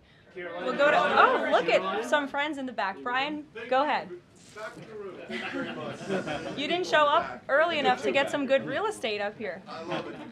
Any update on the auto pen? I know that there was the DOJ and some others were looking into the thousands of documents that were signed off just before Joe Biden left office. Any update on the auto pen? Yes. I'm not laughing at you. I'm just laughing at how far away you are, and you're going to need to get some microphones back there. On the auto pen investigation, yes. The White House counsel's office has launched their own investigation into former President Biden's usage of the auto pen. We have requested some documents from the National Archives, and again, as I've said many times from this podium, and the president has said as well, it's incredibly important that we get to the bottom of who really was at the tip of the spear in the decision-making process here in the White House, because former President Biden himself admitted to the New York Times, I understand he never gave interviews when he was here, but now all of a sudden he wants to give one, and he said that he did not actually review every single pardon that he signed on his way out the door. That's incredibly concerning, and I can tell you it's something this president would never tolerate. This is a president who is signing things all the time. Any document that has legal implications, this president's signature is on it because he's the one making the decisions. It does not appear that was the truth in the previous White House, and I know the American people want to receive answers on who was running the show, because the decisions that were made in this place really destroyed our country, and we deserve to get to the bottom of it. Mark, in the back. Thanks. Some Christian groups are complaining that they are not able to get visas as quickly to travel to Israel, and it's been elevated to Ambassador Huckabee's station. Is the White House aware of that? Does it have any reaction to that? And is that part of the president's disappointment with Netanyahu's government? Look, I'm not aware of that, Mark, but I'm sure, again, our National Security Council is, and also the State Department. As you know, travel visas roll through Secretary Rubio's shop over there, whom we work very closely with. So we will check in on the matter. But I know overall, this president and the administration do want to streamline the visa process to make it easier for both Americans who want to travel abroad and people abroad who want to come to our country the legal way. Sure. Go ahead. I was going to the gentleman above you, but go ahead, Libby, and then you can go. Okay, two questions for you. The first is, during the Whole Nation Summit, Secretary Noem suggested there could be some changes to TSA's liquid limits. Is the president aware of that? Is that an idea that he's backing? And what would that timeline and the changes look like? Sure. I would defer you to the Department of Homeland Security, but I did see Secretary Noem's comments, and I think it's great that on day one she asked TSA, what are we doing right? What are we doing wrong? How can we make air travel more efficient while maintaining utmost security for American passengers and travelers? And I know they announced no more shoes, or you don't need to take off your shoes anymore at the airport, which I think is welcome news to all of us who travel a lot. But further guidance or decisions, of course, that's in the Secretary of Homeland Security's overview, and I would defer to her. The other question for you is on Bondi and Burgum's trip today to Alcatraz. I'm curious what the funding is going to look like for that, and who the president does want to see incarcerated there, if it were to become. Sure. Well, this was an idea of the president. He spoke about it in May, and he directed his administration to review a reopening plan for Alcatraz if it is possible, which is why the Attorney General and the Secretary of Interior have traveled there today. They are touring the site, and if the Alcatraz prison is reopened, it would be under the purview of the Bureau of Prisons. And the Secretary of Interior also would play a big role in this as well. So they're there to review the site today, and I'm sure you'll hear more from them on it later.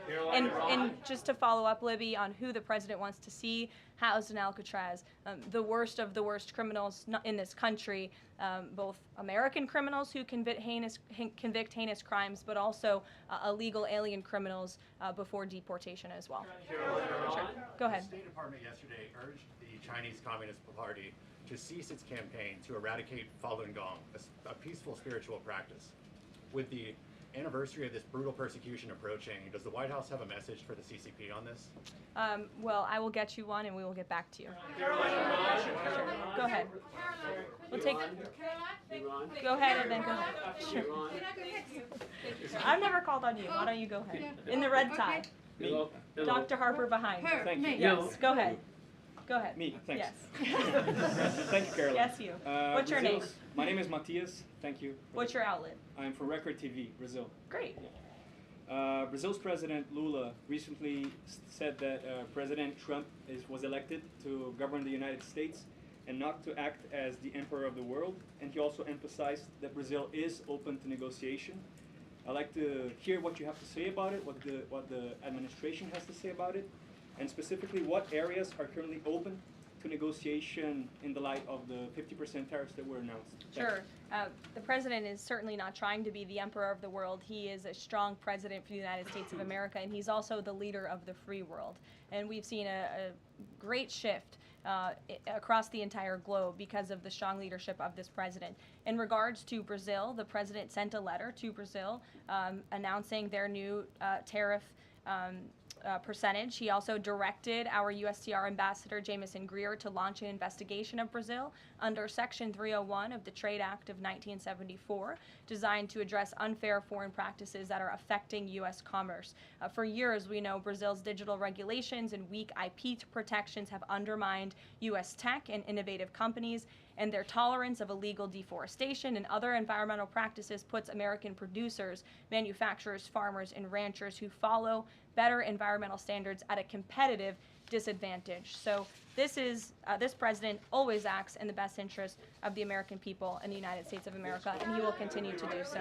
Thank you very much, everyone. We'll see you later. I appreciate the enthusiasm today. There you have it from the youngest press secretary ever, Caroline Leavitt. She is a wife and a mother. I got to say those things because some people think if you are a woman and a wife, precisely, and a mom, it's hard to do hard things. Nope. You can be a super woman. You could do both at the same time. You could be happily married with your kids, starting a family or whatnot, or whatever you decide to do, and still take hard jobs because this is hard. This job right here is hard. And with that being said, God is the greatest. God is the greatest. And of course, shout out to the 45th, now the 47th President of the United States. And shout out to everybody, every one of you guys in the comment section for, saying your opinions. I don't mind if it's leftist opinion or far right opinion, whatever it is, okay? Whatever it is, this is what we do right here on the Genesis Show. And with that being said, instead of looking for perfection, seek for consistency. Never give up on yourself. Never give up on your dreams. Never give up on God. Believe in yourself. Believe in your dreams. And believe in Almighty God. Don't forget, God bless you. God bless the United States. God is the greatest. Now, I got to give a shout out to the people that make this show a reality. First of all, God. And of course, our esteemed members, Dr. Luke, the GOAT. God bless you. Thank you for being a member. Thank you for the super chat. Thank you. Shout out to Ellie. Shout out to Sandra. Shout out to Ingram. Shout out to Ringmaster. God bless you for being members. And of course, shout out to the people that make sure when people start going bunkers in the chat, they get what they deserve. Shout out to, I don't know what C. Shelley is. I don't know if she's here, but shout out to C. Shelley. Shout out to Jet, MVP Jet. God bless you, Jet. And of course, the Bomber Girl, Terry Vinings. God bless you. Zyros Garden, Zyros. God bless you, Zyros. I don't know if Anders is here. Anders, are you here? I mean, who knows? Who knows? We're Enders. With Enders, you just never know. Mr. Busky, the Bucket Master. I don't know if he's here as well, but we miss you, Mr. Busky. If you're here, shout out to you, Mr. Busky, or anybody who is connected to Mr. Busky. Let him know we miss him and we appreciate his presence over here. And with that being said, never quit on yourself. Do not throw in the towel. Stay connected, okay? Go outside, enjoy your life, breathe in the air, eat what you like to eat, okay? Call your friends, call your family, or go outside and meet new people. Go to the park, go to Starbucks. Oh, I don't know, do something. Go outside, man. Go outside, man. Just go outside, okay? Go outside, shake hands, introduce yourself, and just make new friends, okay? And don't think life is about MSDNC, CNN, and the rest of them, okay? Life is beautiful. Go outside and enjoy your life before it's too late. Go outside. You're strong right now. You got the strength to type on your phone. You got the strength to type on your keyboard and be going all the way. You also should have the strength to go outside and shake hands with people and introduce yourself and tell them what you do. And, just connect with people, man. Connect with people. You're not in the hospital.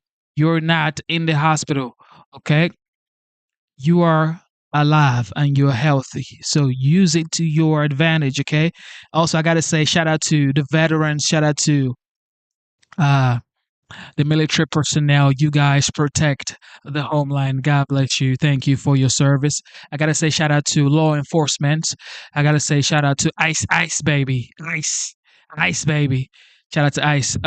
Also, man, shout out to everybody in the chat. Shout out to America. Thank you to America for being the greatest. And thank God for the grace that He has given to this land, because this land is just highly favored. I'll tell you that much. This land is highly favored. And with that being said, it is your boy Genesis, and this is the Genesis Show.